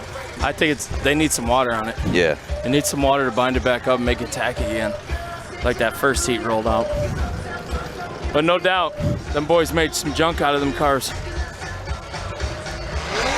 I heard Siopa's is putting the man, the myth, the legend, Joey Pernice in Todd's car. I believe that. Joey's a hell of a driver. He's coming out. I'm hearing if Joey gets him to the next round, then Todd gets in it. We shall see. Well, if you guys don't know the Siopas, Todd gives away cars like they're water. You go up there and Todd's like, here, jump in it. One night, Matt and I went up there to do a live stream, and before we get on, Todd's like, you're both running cars tonight. It's like, nah. He's like, nope, I brought them. These are for you. And Ben and I both ran a feature that night. Hell yeah. Ben got second. He ran 55 minutes. That's awesome. Ben kicked ass. Listen to this story. So Todd and Ben they're both in clamshell wagons, going to pull out on the track at the same time. Todd goes, Ben, you get that one, I get this one. So they get in it. I go to help Ben, you know. Well, Ben's shorter. And so Ben goes to get in it, and he can't reach the pedals. He has to slide all the way to the front, right?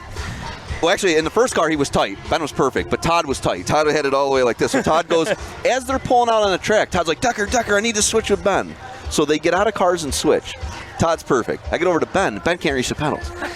And Ben's like, what the hell, Decker? You know, so I'm like, whatever, you'll be fine.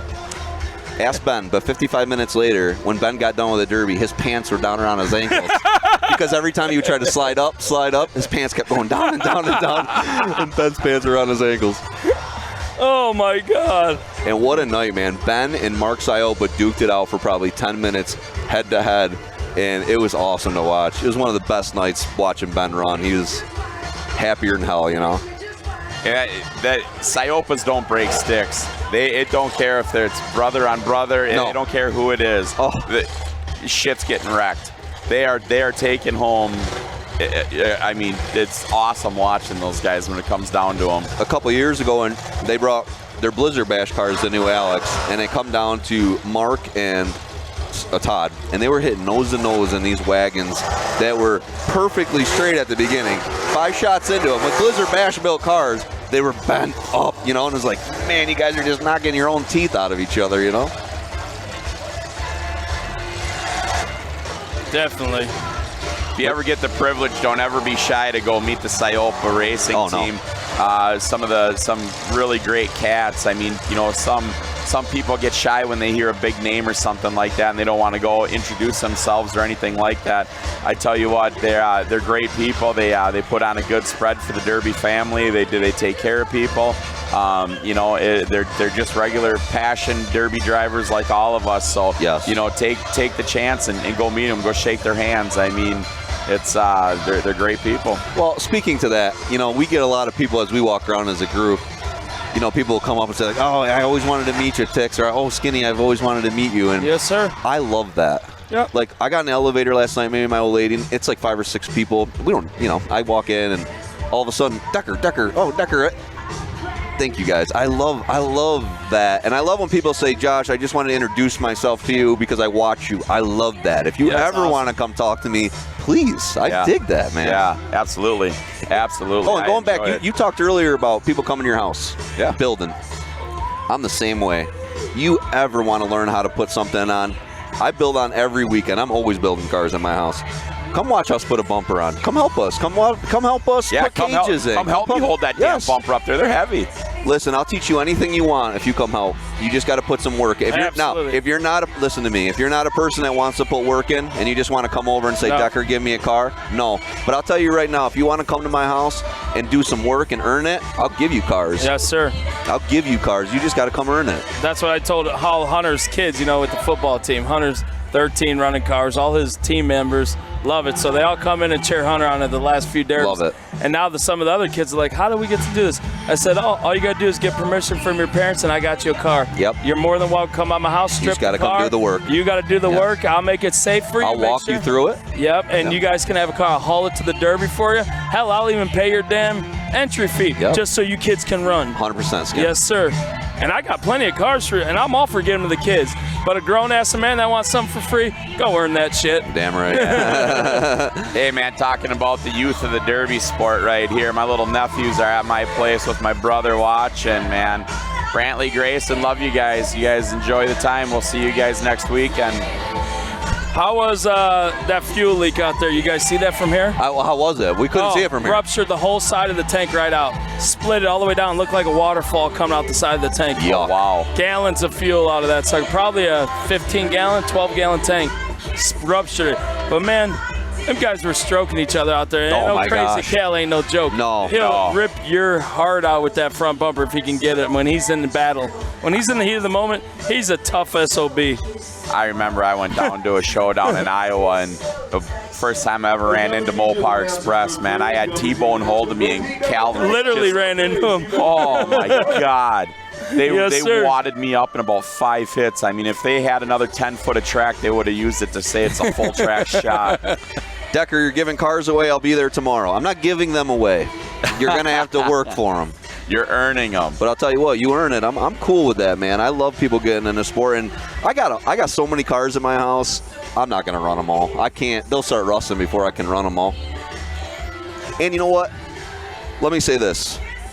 When I started going out west, Jesse Keel was the first person that ever built me a car and said, Decker, when you come to Minnesota, you got a car. Then Bando gave me a bunch of them. Cody Midleader gave me one. Siopas gave me one. Rachel Izoric gave me one. I love that. And I turned it where I go back home and I want to give cars back. They made my day, and I want to give back. And I'm going to throw this out there, a challenge to everybody listening. Meet a friend in a different state. Meet a friend in another part of the country and tell that friend, I'll build you a car if you build me a car. I'll come to your house and hang for a week. Yep. You come to my house. I promise you that week you'll never forget. It'll be better than if you would have built it yourself and run it. The memory you will have and your friendships that you make. I've made the best friends in this sport from running cars and giving my cars away, Absolutely. And I personally love, and Skinny, I'm yelling at you because I had you the cleanest shocker, ready to go, big block in it. That's SOB. You were going to win with that. Really? We got to go there? Sorry. But I love watching, like if you were out there, Johnny's out there, my buddy Cody's out there. I love watching guys in my cars, smiles on their face, junk and stuff. And you don't care about it because it ain't yours. And, and you're having more fun because of that. I dig that stuff. And Skinny, you would have won that day. You would have won that day, you SOB. Well, I put it to the side. It's still sitting there for you, Big Papa. You hear me? Yeah, I hear you. It's still sitting over there. And you know what's the worst part about it? You hate Mopar. You would have won with it, and you would have been a lover after that. I would have made you a Mopar lover that day. All right, I'll see you in the spring. Done. Yeah, you even offered me one. I said, I'll get you in a van. I'll get you in something, Tixie. I would have get your ass out here. And it's like, then we had problems. And next year. Yeah. Oh, yeah. Next year, brother. Next year, for sure. Well, Danny Ogden come out. My buddies Brian Leonard built him a van, and Danny had like the time of his life. First shot in, Danny's back seat, the seat broke, and Danny laid right back out. And Ben jumped in it, pushed it back up, tied a rope behind Danny like from side to side, and then we let Danny go back. That was awesome. If I was there, they would have tied the rope around my neck and said, it was like, get out of here, Tix. You're out. It sent you, Tix. You're out of here. That's love. But yeah, if you're next year, San Filippo 20, we're having a muscle car heat. I'm sure you've heard of it. You can send the heat to me later. I don't care. It is for children with a terminal disease. And the reason we're doing muscle cars is we needed a catch. We needed a gimmick. And there's nothing that catches the ear more than muscle car. Sure. And it sure's caught some ears. Oh, you've done some good things, Decker. Oh, yeah. Love it. And it's for kids. It's for kids. So when you're sending me hate, remember it's like we lost 5 kids this year under the age of 9 from this disease, and cars don't mean shit. Mm-hmm. No. They don't mean shit to these kids, and they don't care. I've seen these kids pass. I've looked them in the eyes. I've been to their funerals. I don't care about your hate of car. I don't care about cars. That's right. I care about changing kids' lives. Amen. And someday, Demolition Derby. We've raised over $200,000 towards this charity. Someday they're going to say that Demolition Derby cured a disease. Yeah, that's the huge. community of our sport. It's bigger than us. Amen. And we're working towards it. And someday they're going to say it.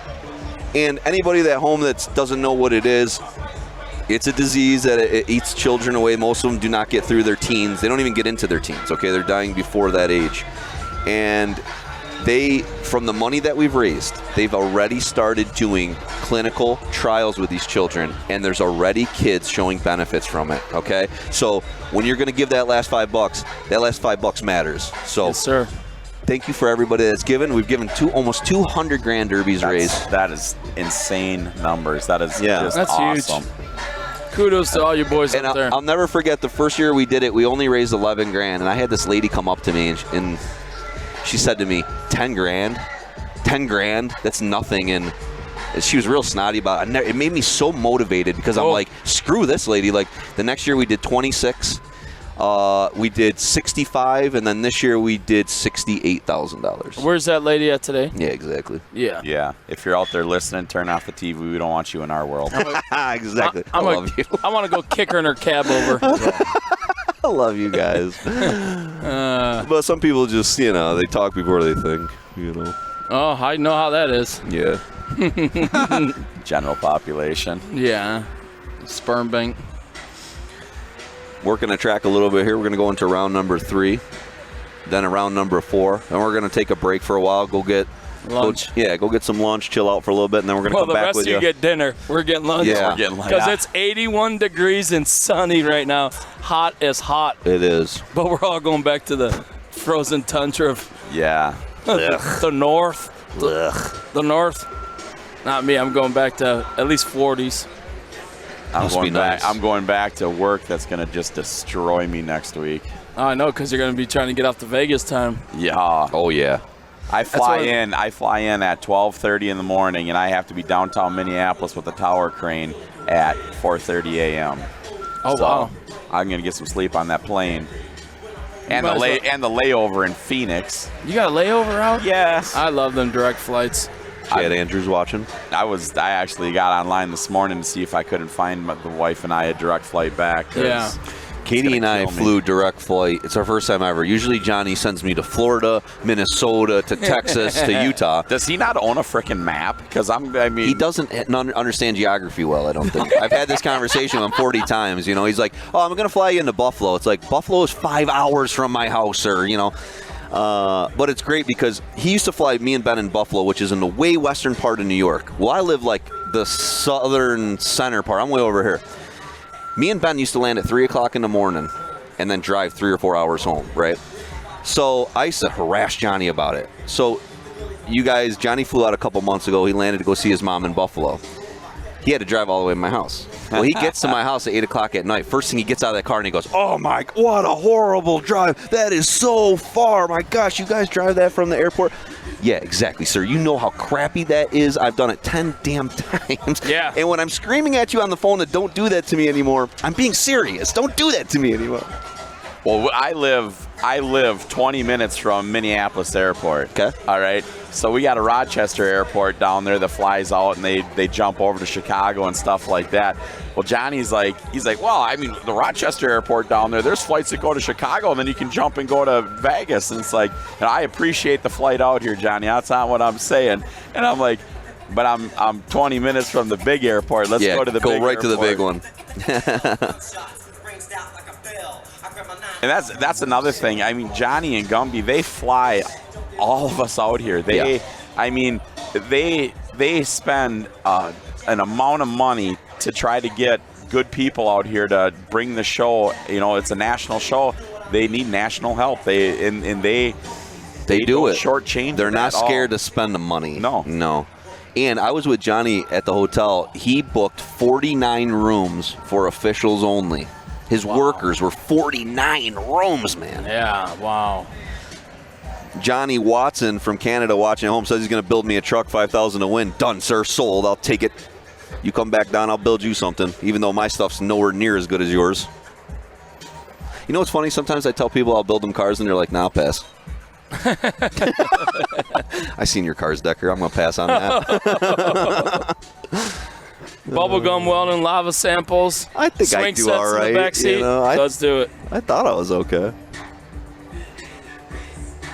I'll never forget, though. I built a Chrysler, and Bando come out to run an extreme class out in San Filippo, and he come out a couple days earlier, and he looked the car over, and I see him just shaking his head. And it's like, Sam, what? He's like, Decker, I thought I taught you better on these. And I'm like, well, you can't do all the things that you teach me, man. You can't do that crap out here. Yeah. No, if I'm going to the Turkey Derby, I got a Mini I can jump in, Dalton. I appreciate that offer, brother. Nice. How do I get to come to your Derby?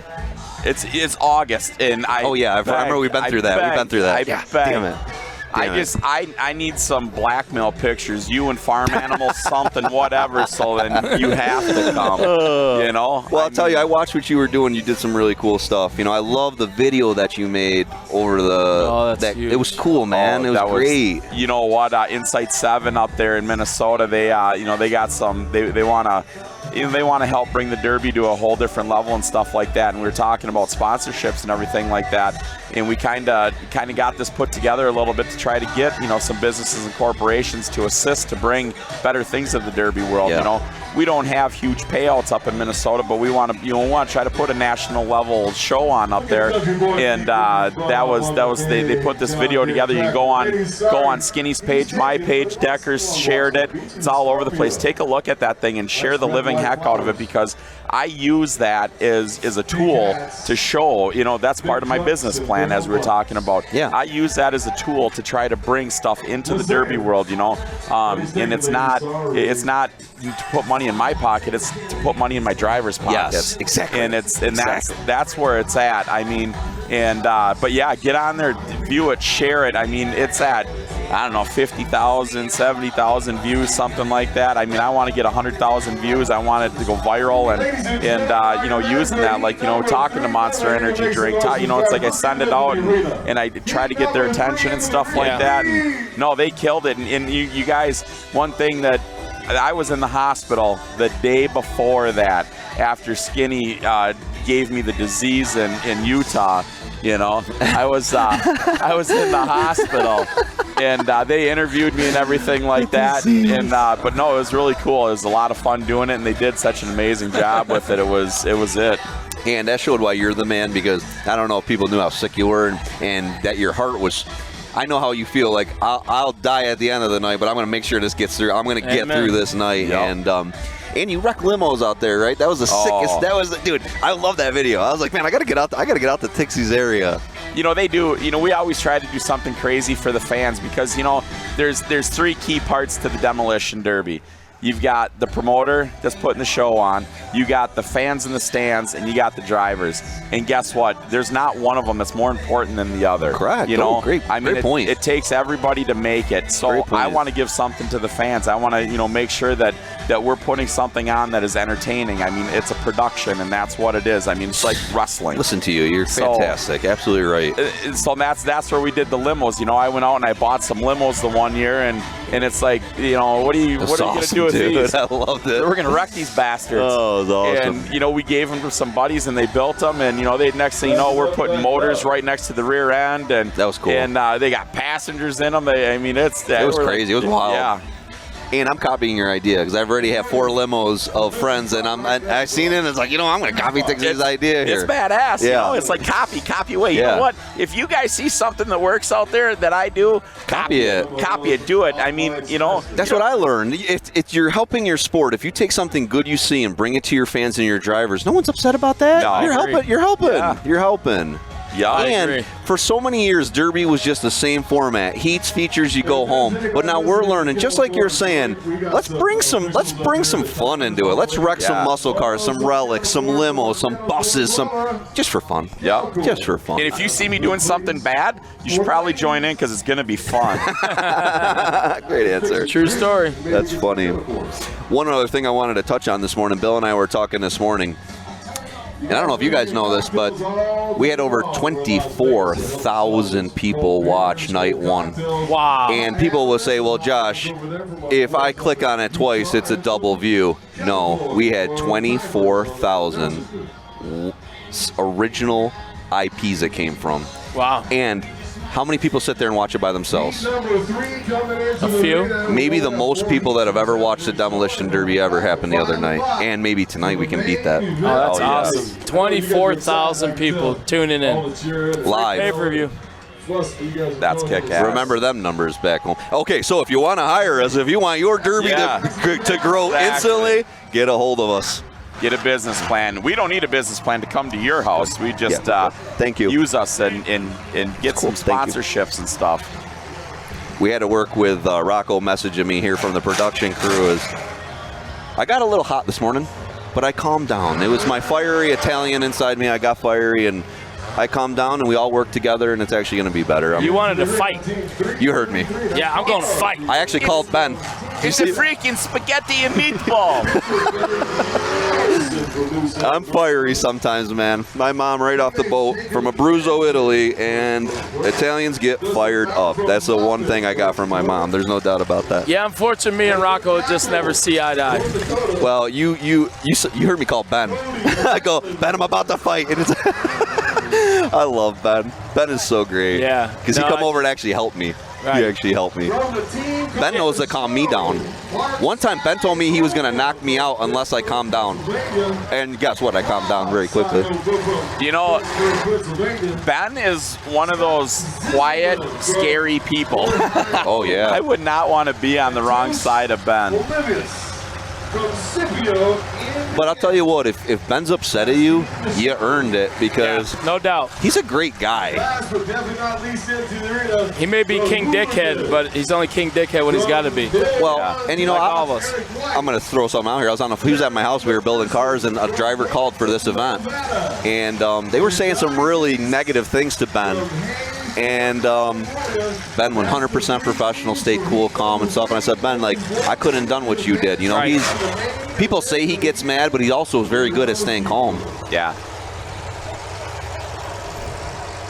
All right, so Hooligans is the white and the dark green on the top and white. That's Eric White in the 729, Jeremy McPherson in the 56, and Donnie Case in the number 3. The show, Mark Siopa is in the 001. I call him the moneymaker. That guy is just incredible on the track. Todd Siopa in the 501. We all love Todd. Ziz is back. It actually looks like little Joey in there.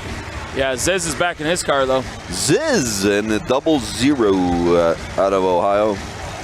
Scott Zuzelman and Toast in the 484. And the black team with green decals, that is Team Nodak. Jacob Ettinger, Dustin Bauer, Mitchell Bettenhausen, and Cody Mittlitter, all out of North Dakota. I'm wishing some luck from Cody Mittlitter here. They've had to fight through it. Cody built a vehicle for himself. His wife built one for the all-ladies team, so they brought 2 vehicles down for this event, and that's stressful to try to get 2 vehicles each heat back together. I mean, these guys have to be exhausted out here from that team. So let's get a little bit of love to Team Nodak out here. I was like Siopa's too, you know, they had to change. Well, half the crew went Vegas, half the crew went Blizzard Bash, which I thought was cool. And then Eric and Ponzer, both going to run Bash, had both their cars though and just came from Bash to right here. I thought that's badass. It's awesome. Not like 2 big derbies back to back in 2 different parts of the country. Exactly. 3 teams here. We're only taking 1 for tonight's feature. Who's going to be the final winning team? 3 great teams here. Is everyone by themselves? Or are two of them going to work together? I think it's everybody versus. Nope. All right. That's how it's going to work. It's going to be the Cali boys are working with Psyopus.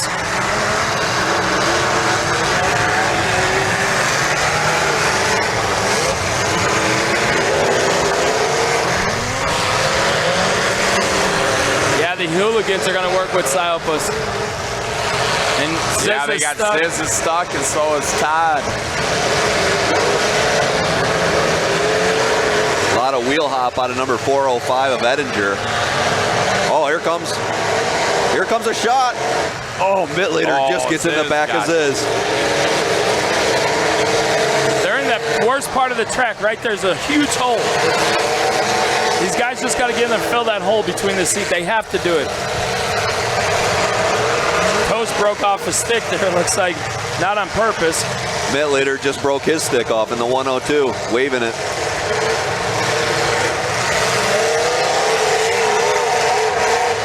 If I was... Ziz just got over the top of Power, but he might be hung in him. Ziz trying to work himself out. Gets off. Gets off. Toast is down over there. He's kind of held in. Number 3, Donnie Case. Oh! Heard that axle break. Wow, that was an axle, right? Oh yeah, that axle's done. Wow, that was loud. I'd go to the other end of the track. The entrance is the hardest part of the track. Stay out of that. Behind 102 is the biggest hole that just eating guys up. It's flour. Look how that entrance is just tacky. Talcum powder looking. Yeah, that's exactly right. Where's Nick King? He's got to get some of that on him. Yeah. He goes buys this stuff. Shit, there's a whole pile laying out there. Man, the back of Toast's car looks awesome. Yeah, that baby's she's right tight in the corner. God, I wish I could have that car back. Well, maybe he's going to owe you some of his winnings out of that, maybe.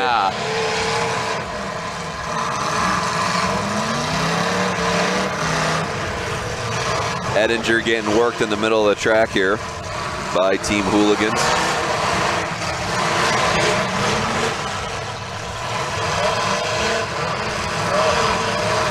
Jeremy McPherson in the 56, trying to get it fired back up. You know what? That entrance down there is breaking apart now too, though, in the worst way. Is that Mark hung? Mark is hung, buried. Mark is buried against that wall down there.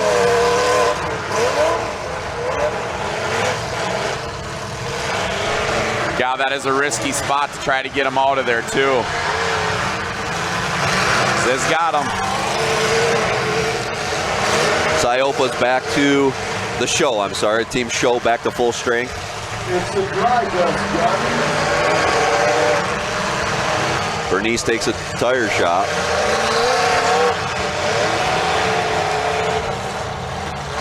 Take that shot, Toast. Toast dragging that left front or something? Got a low tire? Yeah, it looks like Toast is down on the left front. Yeah, he's got a flat. Left front's flat. Yes, it is. That's going to hold him. You don't want to get in this shit down here.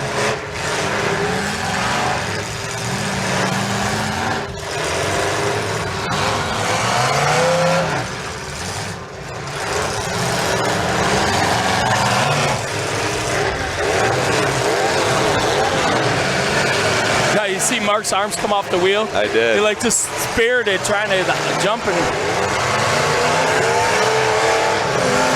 Look, you hit the powder, they slow down. Get out of the powder, and they go fast as all. Wrong spot to be, Mark.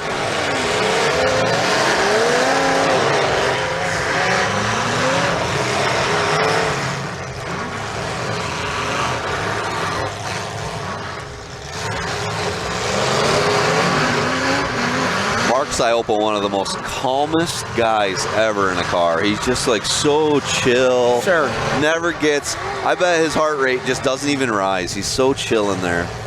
I wonder what happened to Wolfman. He didn't make it back out. I wonder if he had big time failure. or just no car left? I don't think there's any car left for Wait, him. here's Wolfman right here, isn't he? Yeah. Oh, yeah, he is out there. Shit, this is my man Garcia.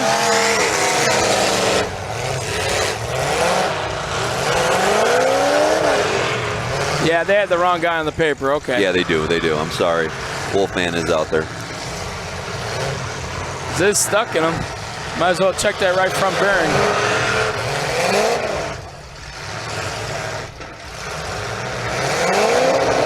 Ziz took a hard shot there, man, didn't he? Oh, and he got just plastered. He'll feel that.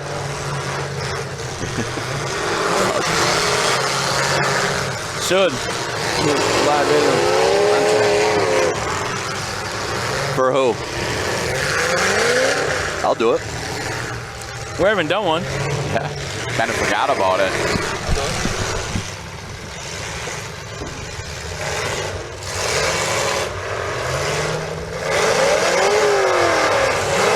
Wolfman's hung. They're all hung.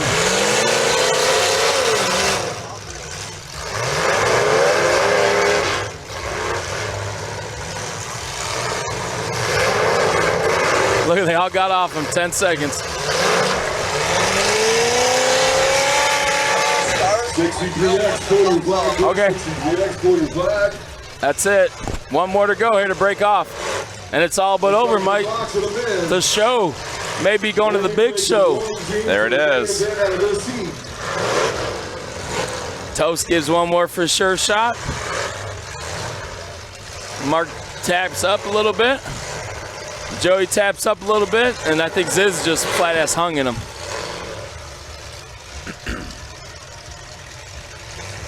That was quick heat 3. That was. That's it. That's it. The show is advancing.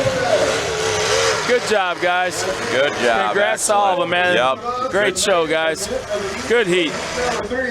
Hooligans, the show in Nodak, and the show is advancing. Let's make some noise for these drivers. Heat number 4, be ready to come into the arena, please. Heat number 4, be ready. Heat number 4 coming up next. I think Josh is going out there to get some on-track interviews. Oh, yeah. He's out there talking with Toast. Toast is just bouncing. He's pinging right now. You see that? Man. He's happy. Yeah. He got us shook the hair, all the dirt out of his hair. Love it. That is great. Like Toast said, he goes, this is a bucket list thing right here. You know, this is just, you know, Vegas and Derby in here and travel.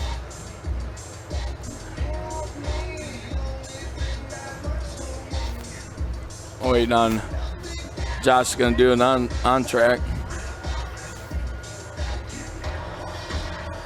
They got all this nice audio equipment and stuff. We kind of forgot about giving you guys some nice on-track interviews and stuff. We've been bringing them up here to the table and letting them. All right, Decker down here. Decker down here with Toast. Vince, the car looks great. The back was tightening up super strong. You guys look great out there. How do you feel going into the big money? I feel great, but you still got to be on your A game. I mean, there's a lot of good drivers, a lot of good cars, so. Now, you get to go to the feature. Do you guys feel that you have some other teams that you're going to be able to work with, or are you going to be out there all by yourself? I hope so. All right, so the cars look good. You guys are all in something different. Do you think your guys are going to be looking strong out there in the feature? Yeah, I feel like everybody's in their car comfort. Yeah. So everybody knows what they're doing on their car. So. A lot of people are rooting you on back home. We wish you guys the best of luck. I appreciate it. See you later, buddy. Awesome. That's great. That is great. Huge. If you can zoom in and see his face, I mean, he is nothing but great. Okay, if you guys can hear me. I'm down here with Mark Siopa. Mark, you got hung down here on the bottom side. Ziz comes get you out of there, right? How you feeling going into the feature? Good, a little sore, but fast. Yeah. Track getting a little bit better here for you? Yeah, today, yeah, it's a lot faster. Bouncy, rough, you know, but cars are still good. We're going dancing. We're dancing. We're going to the end. Absolutely. Going to the big money. Mark, I call you the money maker every time because I think you're one of the best out there. How do you think you guys will do in the feature tonight? We're going to do good. Cars are still good. They're all good. We wish you a ton of luck, sir. Thank you. Back up to you guys. Thank you. Thank you there, Decker. Yeah, that was good. That's cool doing little on-track interviews. totally forgot about them yesterday, won't lie, but what? Yeah. There was a lot of stuff going on yesterday. Yes, I mean, with the track, with some repairs, plates, with just tons of stuff was going on. And it's pretty easy to forget some things like that. And you know, I don't know what our excuse is for Thursday, but. We just had to get here and get the sand under our feet, Mike. Oh, there's sand. Or out of our eyes and crack. I don't know which one was it. I had crack. Yeah, you did. What the heck? Butt crack. All right, that was Heat 3, folks, of the first half of today's show. We got one more to go. One more to go here for Heat 4. Heat 4 is going to be Raw Racing, which is Barry Passmore Jr., and Caleb Roy versus AB Boys, Kyle Nedzi, Hedrick, Dare Dick, Steve Charlin, Steve Ninstrom, taking on just one more, Dookie Strauch, Shea Walden, Kurt Zacharias, and CJ Zacharias. And I'll tell you what, I had a ball watching. I know you guys were up here doing the live, but there was none better than watching little CJ work that son of a gun over. I know his dad's a hell of a, but CJ was laying the wood to folks. I like CJ a lot. Yeah. He can drive, man. He gave me the old hang on Hawaii sign, like, Skin, we're ready to do this shit. I like CJ a lot. Yes, sir. You know, young guy, been around derby cars his entire life, you know, because of his father and stuff like that. Minnesota guys. And, you know, CJ's just a good guy, likes to throw down and party, and just I love seeing the youth like that, and he is not afraid to go against the best in the business. He has no fear. He'll take it to you. And you know, I envy father-sons that work together, because my dad doesn't care what I do, and he's probably only watched 3 derbies in my whole life, but right. I would kill for my dad and me to be working on cars and going in the shop and running together and high-fiving and hugging your dad after a heat would be like, oh my God. And I watch them and it's like, God, my kid's not into derbying like I am, and I'm not pushing him at all. Nope. But it's, you know, I would love if my kid was as much into it as this. Yes. Yeah. That's why I enjoy Hunter doing it. I really do. That's Oh, yeah. the best thing. Now, all my kids, besides Serena, my middle child, she don't care for derbying. He'll break her a nail. Well, we started doing youth derbies back home, which is 12 to 15. Yeah. Dad gets to ride with them, mom, whoever gets to ride with them. And I like it because me and my kid build cars, compacts. But this year we're gonna do a V8 youth derby at one of our shows. I'm excited about it. I want to put my boy in the. My group wants to do 80s and newer, but you know me, I want that old iron. I want to stick my kid, I want to stick my 15-year-old in a fresh Chrysler. You know, it's really what I want to do. But I said the same thing, and I like Hunter coming up to the compacts because the way the compacts whoop your ass. Oh, definitely. They will whoop your ass, there's no doubt. That thing's hurt, but, you know, it's easy to get a feel for it. You know, gas tank, move the battery, hook up a couple wires, throw you a squeeze bar in there, knock off the bumper covers, let's go derby. Yes. That's what I enjoy, but Hunter's bugging me for some old iron, but he's got a 71 Chevy laying out back. But I told him, you got to get out and strip it, son. You're damn right, man. Dad ain't doing it. No, I ain't doing that shit. No. Nobody did it for Dad. Oh, that's right.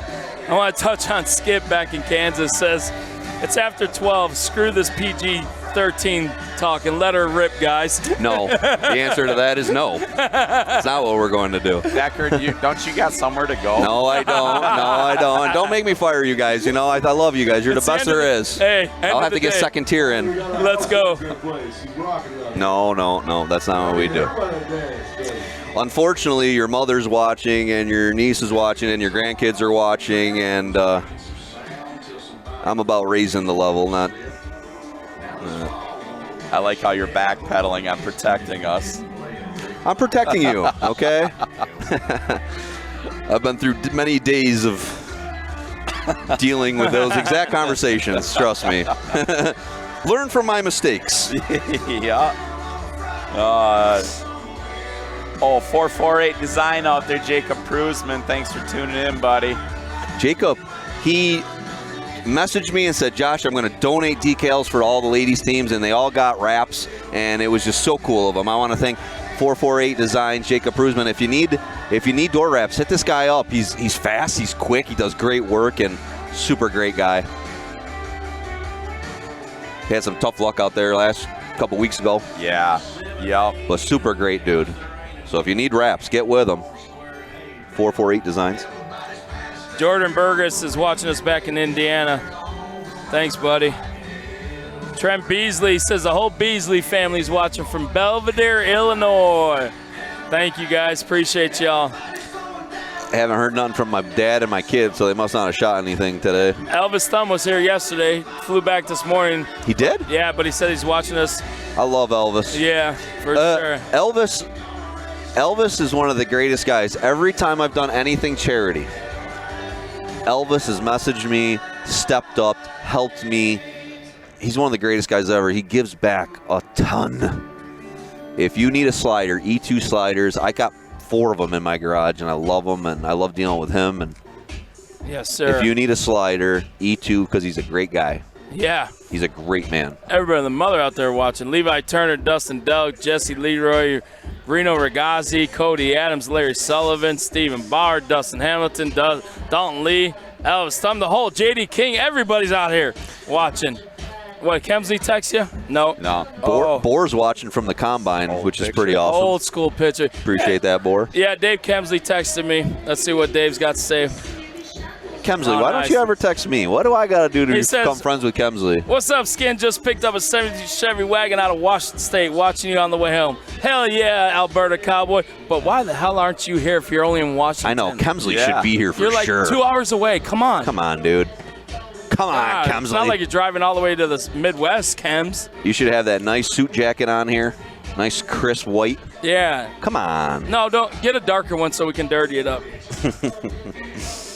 I know. If you're at home, follow Dave Kemsley, and this guy puts up cars like every day, and they're so clean. And it's like, how are you finding 4 clamshell wagons a week? How do you do it? Yeah, no kidding. But I like him. He's a super fun dude. Another super great dude. I like Ohio. They haven't missed any of it. Thanks, guys. We appreciate the heck out of it. Who's doing the next interview? I'll do it. What next interview? I was going to say, that means you got to walk and exercise down there. I'm out. I'll tell you, I started sweating. I feel fine up here, but when I got out there, I was like, oh, my God, it's hot. God, Decker, 80 degrees. Isn't it gorgeous here? It's awesome. So nice. Y'all should be out here if you're stuck watching the snow fall in your window. Joke's on you. Yep. Should have been in Vegas. Suckers. Still got time. You still do have time, but you missed a lot of awesome stuff. There's still plenty more to come. Wait a minute. What about our nightlife out on Fremont Street, Mike? I kind of forget that. I was asked to delete videos this morning. Oh, boy. Careful. Hey, you know what? The way that I look at it, if you do something that you're embarrassed about with all social media and everything today, then that's on you. That's on you. We call that public execution. Oh, God, yeah. Well, you'll learn your lesson. That's right. You'll learn your lesson. That's right. We're talking about my wife. Go on Skinny's page and take a look at it. She's jeez. Great husband. Great husband. I love you. Oh, it was great, though. Last night we're all on Fremont Street. Like Cruz, shout out to John Cruz and Little Cruz there. They're here from all the way from Rockford, Illinois. But we had the Derby pit. There's legitimately 70 of us drivers and fans and people we know. We all took in front of the big stage last night, opened the whole circle up, and everybody just starts dancing, having a great time, drinking. Needless to say, we took over that center of the bar, the street. It was owning it. Yes. And that was cool, blast. man. Everybody had somewhere to go. Killer conversation. Mark Elliott, man. you know. Elliott the man. Elliott, yes. He showed up here Justin yesterday. Buchanan. Yeah. You know. So many guys out here. So many folks. Oh, man, I got my friends from home saying I look rough today. Do I look that rough? I didn't even party that much. I actually went to bed early. I went to bed at 11:30. McCravey, you jerk. That's what they're saying about me. It's okay. Because I had no damn sweet tea today, and I had no lunch. I woke up. It's called worn out. Yeah, woke up, cleaned up, brushed the old teeth, grabbed a bottle of water, and said, I got to go to the podcast. I pretty much just got up, showered, and walked right out the door. It's like, I got to go, babe. Oh, no, I was done boozing. I showered before I went to bed. I was done, and no, I got up and said, oh, it's that time. 9:30 ain't bad, though. Get up and go to work, is it? Nah. And this ain't work. Well, I woke up yesterday at 10:20 here.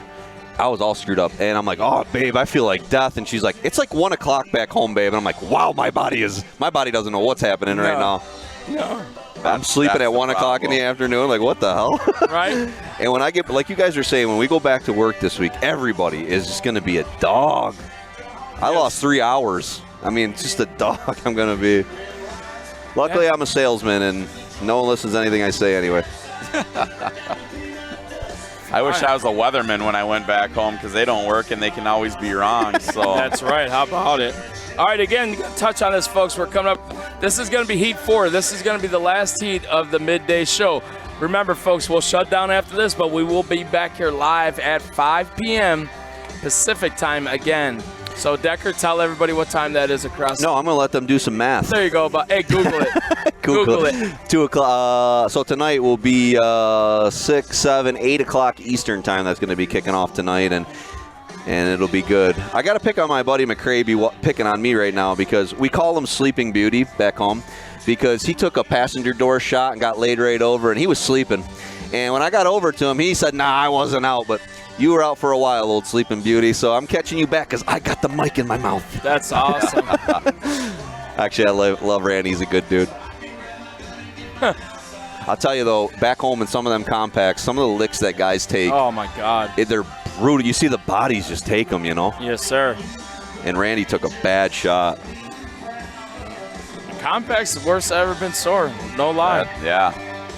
No lie. We used to run V8 Pacers, and those things were nasty, and I got just beat up on those things. I was like, these things suck. Yeah. That's the thing. We got some nasty compact builders up north on them W bodies and stuff like that, and those guys just put a school on them poor people on those things. It's like we got to tame them down a little bit. It's like, hey, you guys, it's supposed to be an entry-level derby, and we can't be killing the weekend builders here. Right. You know? Oh, I'm getting yelled at. You guys stop talking bad about compacts. We never said nothing bad about No, compact, I'm busting yeah. Andy Wolf back home. A buddy of ours that happened to lose his garage last week in a fire. He's That's been watching terrible. us all weekend, so he's busting our nuts. But let me tell you a quick story. Last year, I went to a derby I was announcing, and this guy, Andy Wolf, he come in an Avalon, and they had a bone stock V8 class. And they told him he couldn't run in the class they had. He gets stuck in this. He's like, I'm not scared, Decker. I'll take this compact out against these bone stocks. I watched this guy with an Avalon nose car after car after car. He was just eating the front of Vicks, bending them, backing up. He won the whole derby, and people were just like, what the heck? Wow. And I learned that night, like, that is not fair. That is not fair. A front-wheel drive Avalon was killing Old Iron, and, I mean, they were bone stock, but That's great. it was great in one shot, It was cool to watch. We got some good friends up in Minnesota, the Kazenbach family. Oh, yeah. They, good group of family there, and they'll go run their compacts against anything. They don't care, and they just put on a good show. It's like when they're done with the car, they're ready to just to wad it up, and yeah, they've gone out and done really good against the big cars. Timmy Ellison watching from back home, too. He did the same thing. He had a Camry this year, and he went against V8s. I do remember that, Tim. And Tim winning in a Camry versus V8s, When you're an Old Iron driver and you lose to a Camry, it bothers you. I lost to a W body and a welded-up Vic. Why? More mobile, or was he bending you? No, I was on a damn circle track, and he had the traction like you wouldn't believe, I couldn't climb the hill, and he was down at the bottom, and just like, you picking you. son of a gun. Yeah, picking you. Hey, real quick, send a shout out to little Easton Smith out there in Hayes, Kansas. He says, way to keep it honky skinny. I'm getting a lot of people saying they're loving watching us. Remember, we're going to be back tonight. So share it out. Share the link out. Let's get as many people as we can watching tonight. Yeah, everybody. Yeah, and they're going to give away over $115,000 later on tonight. You got to sit here and see who's going to take it home. Who's going to have a big smile at the end of this weekend. Say it again, Decker. What's that? $115,000. That would pay my mortgage twice over. Decker, we could stay here till next spring. Yes, we could. I don't know if that'd be good for our bodies, but my liver just clinched. Just gave. Was that not funny? Up. Muse posted up this morning looking for a liver rebuild kit in Vegas. Oh, that's awesome. And everybody's like NLR.com. That's awesome. Heat 4, folks. Let me run it down again. We got Raw Racing. So Raw Racing is Barry Passmore Jr. and Caleb Roy, all Kentucky boys. And you got AB boys. Kyle Netzi, Hector Dick. And we got Steve Charlton, Steve Lindstrom, all Alberta, Canada. I don't know why I said British Columbia there, but I love where Hendrick's from. Leatherbridge. I think it's Leatherbridge or something like that, right? I think so. And then just one more. You got Old Dookie, Shea Walden, Kurt Zacharias, and CJ Zacharias. North Dakota, Minnesota. Definitely. We're going to be coming on tonight at 5 o'clock Vegas time, 8 o'clock Eastern. You know, the one thing about Vegas is like the air is always so fresh smelling. Everywhere I go, it's like, it smells so wonderful around here. Organic. Organic is right. Hey, you know, talking about, you know, the Track Shot Live, you know, everybody out there, you know, send a link to your local county fairs and stuff like that. You know, let them see what we're doing out here. Try to get them interested so that you can come out and do all this stuff, and we can be there, you know. We're not afraid to go anywhere. No, and we're looking to pick up some shows next year. If you want to have any of us, just hit us up. Don't hit me up today, hit me up next week, but hit me up and let's see if we can get you out there. We're pretty easy. It's roughly $3,000 to have us. You got to pay for our flights and hotels and some stuff, but actually we can work out a bunch of things. There's a lot of things that can be worked out, but we'd love to go all over the country this year and bring some more derbies from all over the country. So if you're digging us, you're having fun. Yeah, we can go PG, we can go R, we can do triple X, whatever you guys want for your show. We can make it happen. No, we're not doing that. Oh, come on. That is actually not an option. Hire Tix and I, we make it happen. No. Bill will come with. Yeah, Bill's always good for a good time. We saw him in Nebraska. Nah. Bill will mute you right out. I'll be texting him so fast, it's like, mute them guys right now. Mute them guys, Bill. To us. Nah, just playing with you guys. I love it. Yeah, no, for sure, folks. If you really would, just USADerbyTix.com. Hit up Decker. Hit up whoever you want, but make it happen. Look at how it assisted Chad Markley at King of the Ring. You know, I mean, that show was a great is show. Going to blow up. That was a great show. If that's one thing, you guys don't miss that show, King of the Ring out there. You know, the Nebraska boys did a really great job, you know, ramping up that show to what it was. Chad Markley came in, took it over, and he's killing it. It's, you know, just doing a great job with that. It's, you know, there's some premium promoters across this country. It's not, you know, we're not just biased with Stir and Dirt because we're here with them, but it's there is, you know, don't be shy to go test the waters with some of these, you know, top class promoters. You know what I love that Chad Markley does? He takes and puts like profiles up of drivers coming from different states. Yeah. I messaged him. I said, I love that. I love that. Let's recognize this driver. Yes, I loved it. This is our last Iowa driver, our only Iowa driver. Yes. Dude, I thought that was badass. It was really good. It was really good. Shout out to Kohler Fisher watching us from Ohio. Raw Racing, AB boys, just one more. I'm getting a lot of Canadians rooting on them AB boys. Me too. How about the Canadians, eh? Hey. Let's get And they've had some tough luck, so let's wish them some luck. They have had tough luck, but you can't tell by talking to them. Their morals are still high. Oh, you think they got a hockey team up there? I don't know if they got hockey up there, but they definitely got snow machines, Mike. And maple syrup. Oh, yeah. I love you, Canadians. I only joke with you because I love you. And that's just it. There's some soft people that we deal with out here. Oh, yeah. God. Because I'm just going to say, if we ain't messing with you, that means we don't like you. That means exactly right. If we're picking on you, you're friends of ours. That's right. Ain't that right, Willie Luckner? Man. No. Nah, Willie gets going to get mad at you. Oh, yeah, that's right. He will. Man. We love Willie. Nenzi was doing some work the other night. I can't believe how his front's looking right now. Yes, sir. Yeah, Hetter's had some bad runs here. Battery cable, and man, he got teed off on last night. He did. And he just bent stupid. I'd like to get Hector on tonight. I like Hector. I got to go out there and get an interview with Hector, huh? Yeah, definitely.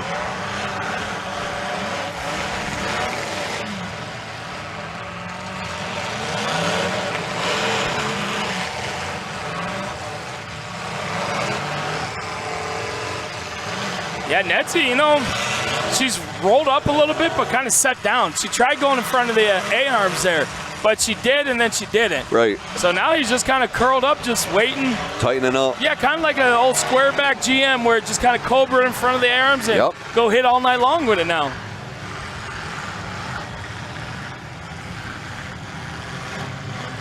You know, there's a couple of these cars that they tipped real weird, and I was really surprised they didn't go down to the ground all the way.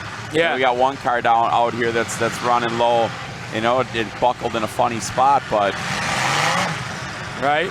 Do you think nobody wants to hit somebody here because they're all kind of working together in a way, eh? Yeah.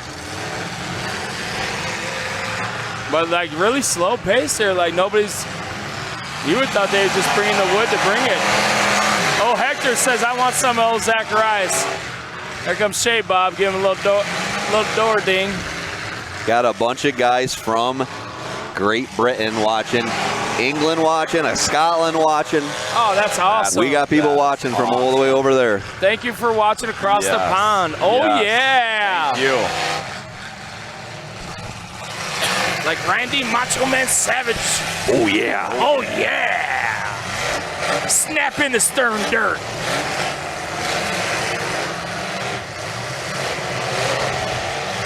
I won't lie, I'm pulling for my north of the border fans here.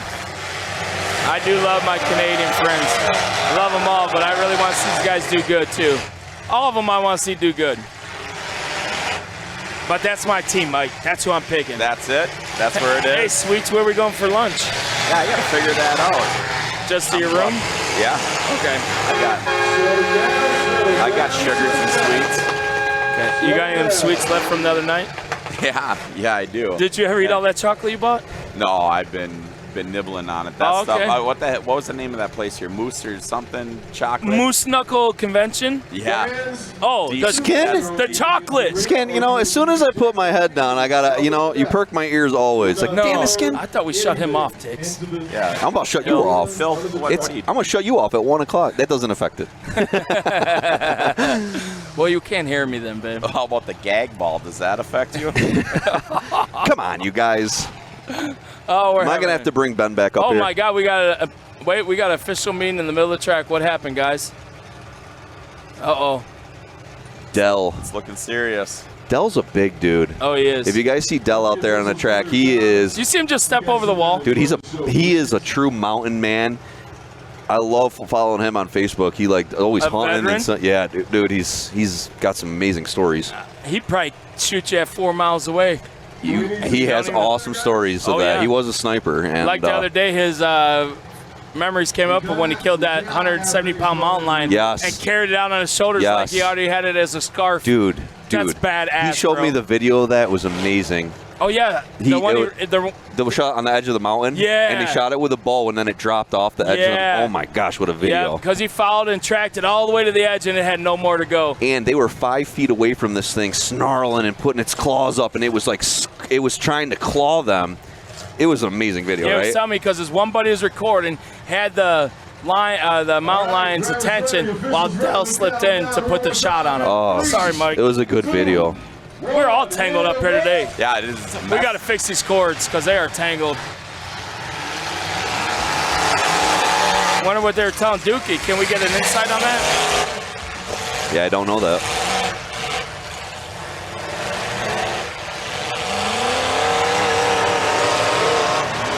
Zacharias with a good shot on Nenzi all the way down on the end of the track. Hector's dead in the water here.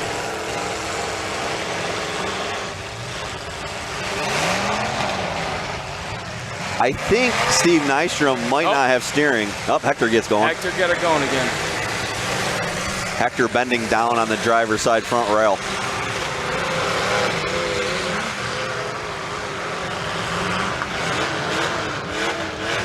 Track is way better with water on it. Yeah. They got to get some water. Stay in the water to it. Look how tacky it is up there. Now you can't really lose it because you're at the asphalt. Right. Legitimately, there's 3 inches in some spots out there, and then they're on the asphalt. Right. Everyone kind of taking their time. Yeah, nobody wants to go crazy. Oh, here comes Zacharias. Oh, what a shot. Oh, my goodness.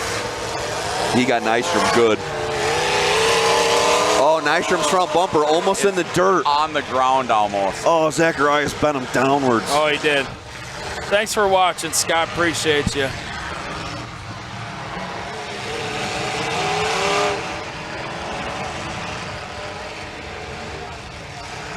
Hector, no movement out of Hector. Shea Bob buried. Got it out.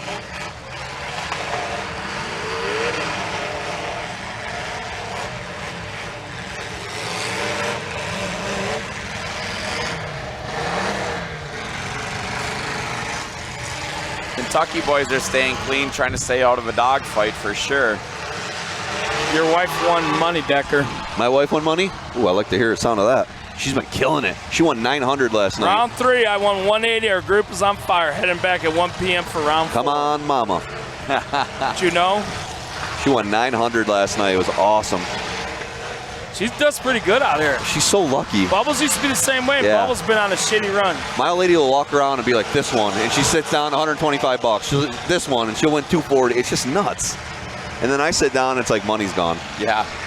She'll say, babe, you pick one, and it's like, okay, let us waste some money here. I am very unlucky. The only gambling I'm good at the casino is I go to the change machine, change in for 20 bucks worth of quarters, then go to the change machine and cash it back in. That's the only way I can win. That's how I feel pretty much. And then go to the buffet. Yeah. Oh, yeah. Oh, yeah. That's one thing. We haven't had any real good eats out here this year. We've been busy. Been running. By the time we're done, it's like, let's go hit the bar. Well, and at night, man, it's midnight, and there's no, you can't go get a good steak dinner after midnight. Yeah. Red flag.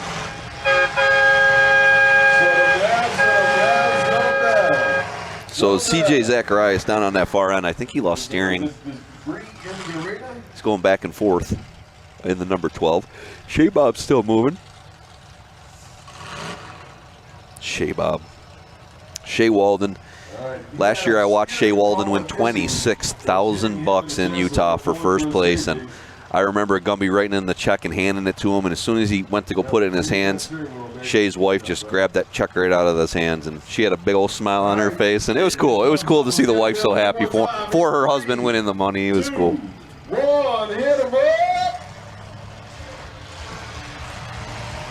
Might have a couple guys stuck here. Yeah, if you ever want to test your liver, don't be shy to go see Shea and Dookie's camp. They could build a fort with the boxes they have over there of 30 railers. They definitely keep the liquor store in business. They should have just brought a keg. Yeah. It would have saved them. Multiples. And if you ever think you can drink a lot, go meet Shea. I agree. Great, good, fun camp, though. You got pig. They're so fun. They're so fun. Every time Shea calls my name, I hear him, Ducker. I know I'm just going to start laughing every time, And he'll always say, like, get me on an interview, and it's like, I don't know, Shea. I get cringeworthy sometimes, because he says some funny stuff. And Shea gets out. That is a zero filtered person. No, he's great. Dookie helps Shea get out. Side by side, coming around the corner. Boy, this would be awesome, man. I'm all for all these guys winning, but this is cool how this is going to play out, guys.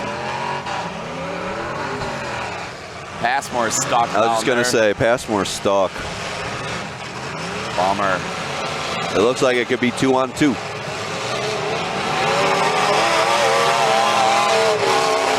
Shea's got an A-frame on the top. Looks like it's falling apart. Oh, you got one Kentucky left in there. K21 of Caleb Roy out of Nancy, Kentucky gets loose. He should go. Passmore's almost out. He's got a down tire on. Oh, yeah.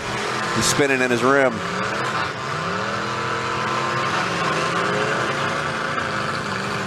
God, Steve Nunson just plowing. Look at that front end. That's the first one we can say went down all weekend. Yep. Oh, Dookie got him. And it just went down some more. Oh, look at that clip pointing downwards.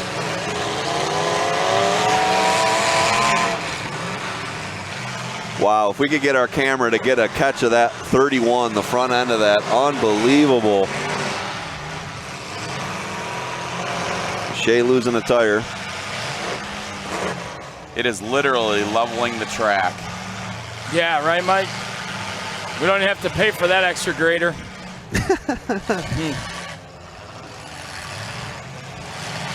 Shea Bob looking good, man. And, man, I thought he was wound up and balled up last night, Mike. Yeah. And he put it together. Dookie's holding his own. Dookie's definitely trying to stay out of trouble there. And trouble just found him. Yeah, here he is. 31 still making contact. Steve's still getting it. Man, that's just an axle breaking. Yes. Look at that thing. Wow. Yeah, you're right, Mike. Shea Bob, look at that left front. About ready to fall off. He's going to lay it down. He may be stuck there. Better watch it. Oh. Dookie went down a tire. Shea Bob's got to come help Dookie out of the hole.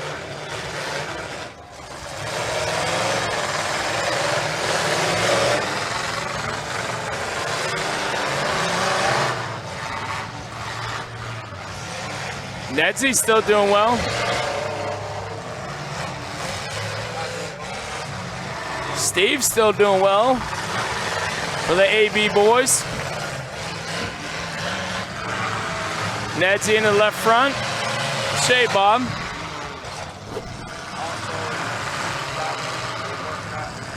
Nedsy trying to refire. He got to refire. Comes Shea Bob. They're not looking for shots here, Mike.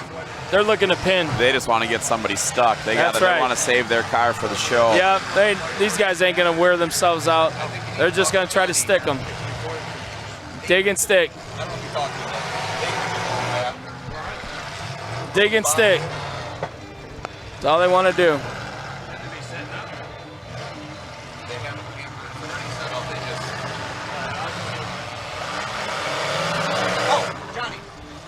Yeah, but they're smart. They're staying out of that soft spot of that track. They know it. You know, these drivers, they're figuring the track out. They know where the holes are. Okay, Dookie put a shot on Kyle. Steve's still going. Wow, he just hit that postal rear right in the back of that housing with that low bumper on Dookie. He hit him right in that rear end. Got Dookie pinned down. Uh-oh, Shea's going to follow him in and hold him. If Shea can get over to him. Oh, nope, everyone gets loose. You gotta be careful letting someone follow you in. Shea Bob lost that left front, laid down on him. Left laid. Laid back up. He's so lucky right now.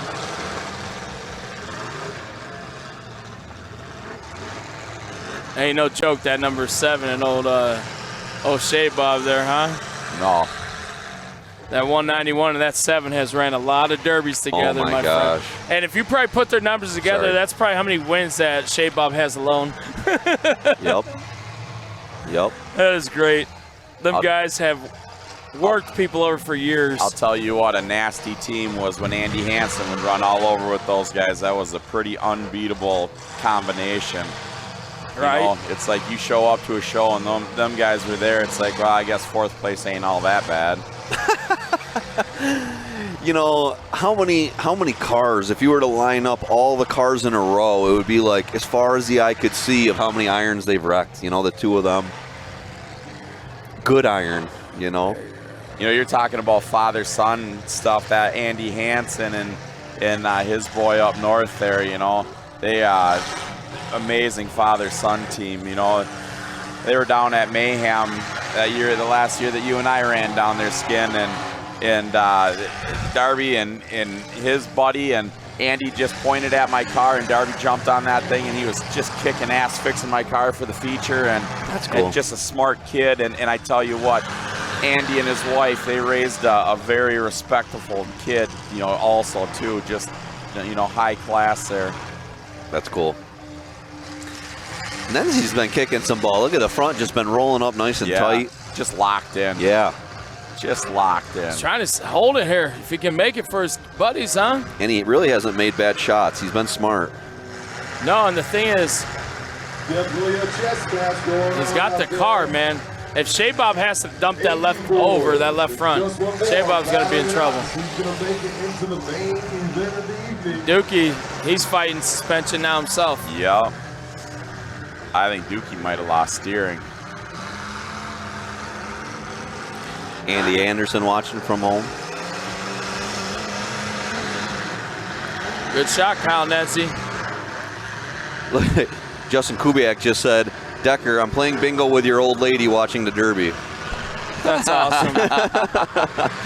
That's cool, Justin.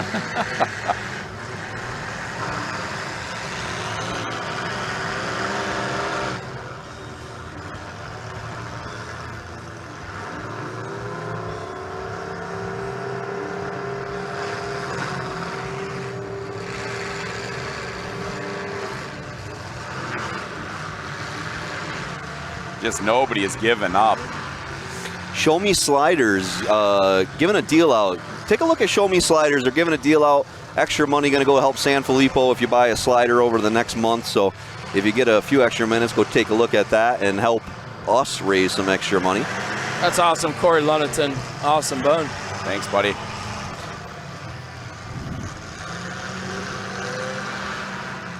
If you guys, I got guys asking, how do we get to this event? Go on Stirring Dirt's Facebook page, Stirring Dirt. You can find rules. You can get all that information.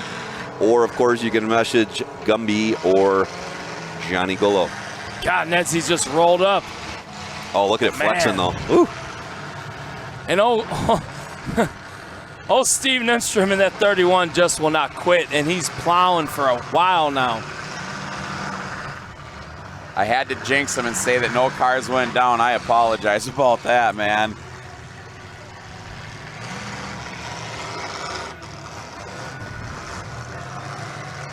How does a wipeout work? A wipeout is really a last chance. It's just anybody that doesn't make the feature, you get split up. There's no more teams, and it's just a one and done. Whoever's the winner is going to win a couple grand tonight. It's just for these guys to junk their cars before they go home and to add a little bit of a show.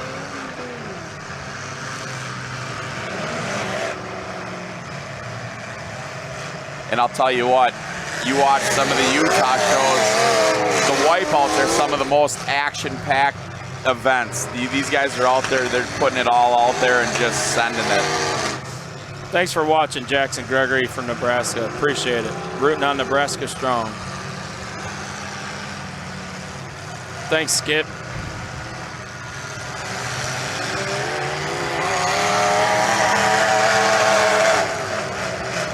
Appreciate it, RJ, and I agree. Ontario, Canada in the house. Chad Saylor, thanks, brother. Appreciate you watching from Texas.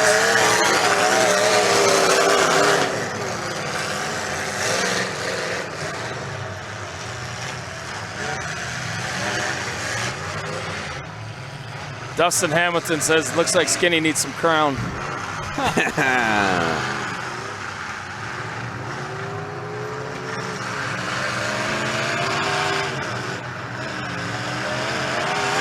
What a battle. Kudos to all these guys. Yeah. Nenzi's impressive, man. Oh, he's got Shea Bob dug in. Got him. He's got him dug in, guys. If Shea knows if he hits the gas, he is stuck like Chuck. Look how patient Shea is. Not even touching the gas. He's waiting for Nedsy to get that bumper off him. Here comes Dookie to clean up somebody. Get him off his buddy. Oh, and he comes out. Look at that. He knew. Don't hit the gas while Nedsy's on me. Great patience, And Shea in Bob. the worst part of the track. Great patience. Yeah, Utah in a team derby, I watched Nenzy qualify for the feature all by himself. His teammate didn't make it out, and they whooped on him and whooped on him and whooped on him, and he still made it. Shea Bob got up over that tire. Extremely impressed with Nenzy. And look at that sucker just, there it is. Oh, there he lost it is. It off completely. I thought it was off a minute a second ago. There it is. Now he's in trouble. Tire's gone on the track. Now Nedsy needs to watch it or he's going to be on that sucker. There you go, Nedsy. Put them both in there. He's dug in. God, Shea Bob. And Steve got a hard shot on that right front by Dookie. And look at, he's got him locked up now. Now Steve ain't getting around so easy staring. Dookie took that away from him. Oh, Dookie just took a tire, though. Took a tire. His left front. His left front. Dookie got. Oh, they got him in the corner. They've got him pinned down, guys. What an ending here. Hey, you want me to go? I'm going to go on there. You want to? Yeah, I will just grab it. All right, y'all. Thanks for watching. Skinsy's going to do on the live track side.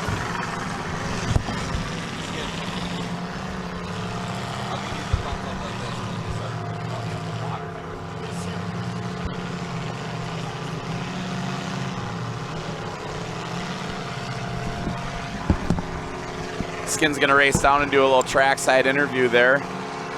That was an amazing ending. So hopefully by tonight we can do on tracks every time. Yeah. We'll raise production value a little bit here.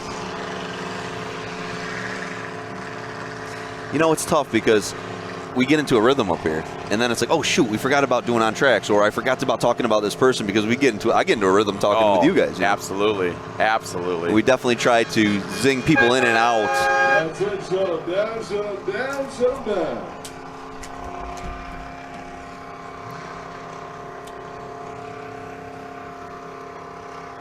Thank you, Skin. Moving on to the finals from heat number 4. All right. We're going to do an on-track interview. Skinny's on his way out there, and we'll see who Skinny gets for us. And we're going to take a couple hours off. Right now it's 1:24. We're coming back at 5 o'clock. We'll actually be back 4:45. So, well, let's get Skinny's on his way out there. Who's he going to get? I just seen on the phone Jake Lanou from yesterday. It popped up again. There's another one, the Lanou family out there running. You know, I love that family. When the old man won this year, and they were putting a cool picture of him driving it at home and stuff, it's like, dude, I mean, what a family. That is what exactly it. Yeah, they're just really neat, down-to-earth people. Again, I envy that. Like, how cool would it be? I mean, how proud are you of your dad winning something like that? And, you know, and his old man ain't no young pup, you know? No. I mean, Decker. Hold on 1 second. Go ahead, Skin. All right, you got Skinny here doing a live track interview here. I got Kyle Nezier in the number N here. What you got to say about that, bud? That was hell of a driving. Dookie and Shay, I've seen them drive all the time, watching on TV, and they usually come on top, so it feels pretty good. Oh, you know you got two of the best right there. You guys were trying to work over on that one. But you guys got through it. Now I got to say, Steve, hell of a run there, bud. And thanks, you were plowing dirt a long time with that front end. I couldn't steer worth a crap, but hey, it worked out. Now you got to change the motor for Charlton's car. All right, and Hector, what do you got to say, big dog? You're in it again. You're having a rough go this weekend. Yeah, I guess I just got to figure out my motor a little better, and I don't know. Other than that, I'm glad I got good teammates. You guys are in the next round. Congrats to all you guys and way to make it happen. Congrats, guys. Thank you, sir. You're very welcome. Oh, man, Skinny kills it. Yeah, he does. You know, every time I listen to you guys, it's like, you know, I realize that I'm slowly fading. You guys are so good. Whatever. You know, the beautiful thing about Skinny and you is you guys know all these people and names and everything like that. And I apologize. I am like the worst person with names. Like, you know, Tori Schutte told me that, you know, when you see somebody, you know, he'll remember a name and it's just ground in his head. I am just horrible with names. I know faces, and I can tell you what cars you drive, what numbers you run. Yeah. I can crap like that, but, you know, Your I face forget eludes names. me. Yeah. Well, and that's funny because I'm the same way, actually. I'm not that great with names. A lot of people come up to me and it's like, oh, man, I've seen this guy before, but I don't remember the names, you know. But when I first started this, I remember it was a little overwhelming because there were so many people's names. And Chris Marquardt is the Rain Man. He would remember everybody's name. And I remember saying to him, how do you remember these guys? But what I realized is after the years start to progress, you become friends with all these guys. So, like, Hector, now I remember the first time I ever met Hector. But now, like, Hector's just, I'm natural with Hector or whoever. And a couple years later, now I feel like I got, like, 5,000 Derby friends. I really feel like they're my friends, you know. And by next year, Tix, you're going to know every single one of these guys, you know. You ain't kidding, Decker. That's a long run out there to run back. I told you. Hey, you killed it. Thank you. It was great. I like how you mixed it around. It was awesome, dude. Yeah, I didn't want to go to Dookie, though. It's okay. I've never seen Dookie so upset. Oh, was he? He has some choice words. Yeah. So he's a little upset about what happened there. Yeah. Hey, it was a battle, man. That was a battle, and that's Derby, and you don't see Dookie go off too often. But I said, okay, I'll leave that interview out here. Dookie, we don't want to see Dookie in that form. No, great. No, and Dookie's a great guy. And listen, we all get upset sometimes. He needs time to chill, but they're going to change an engine, you heard. Who's that? AB, one of the guys got an Wow. they got an engine down. So they're going to try to change an engine, excuse me, before tonight, you guys. 3 hours, 4 hours. 3 hours, so that's all we got. We got to get some lunch, guys. Yeah, that's it. We're going to catch back up with us 5 o'clock. It's almost 2, so you got about 3 hours before you're going to catch back up with us. Pacific Standard Time, folks. Yes, great action tonight. Again, we're giving away $115,000 later tonight. You can't miss it. And do us a favor, make sure you share the links. Get people watching it for us. Yes. Bouncing? Yeah, Wanna we're go grab done. something to eat? Again, from the morning show, Tix Decker. Who? Tix I had Decker, a feeling Skinny that Bill, was coming. everybody stirring dirt. Thanks for watching the morning show. We'll see you back here at 5 p.m., folks. A few hours. Holla. Peace.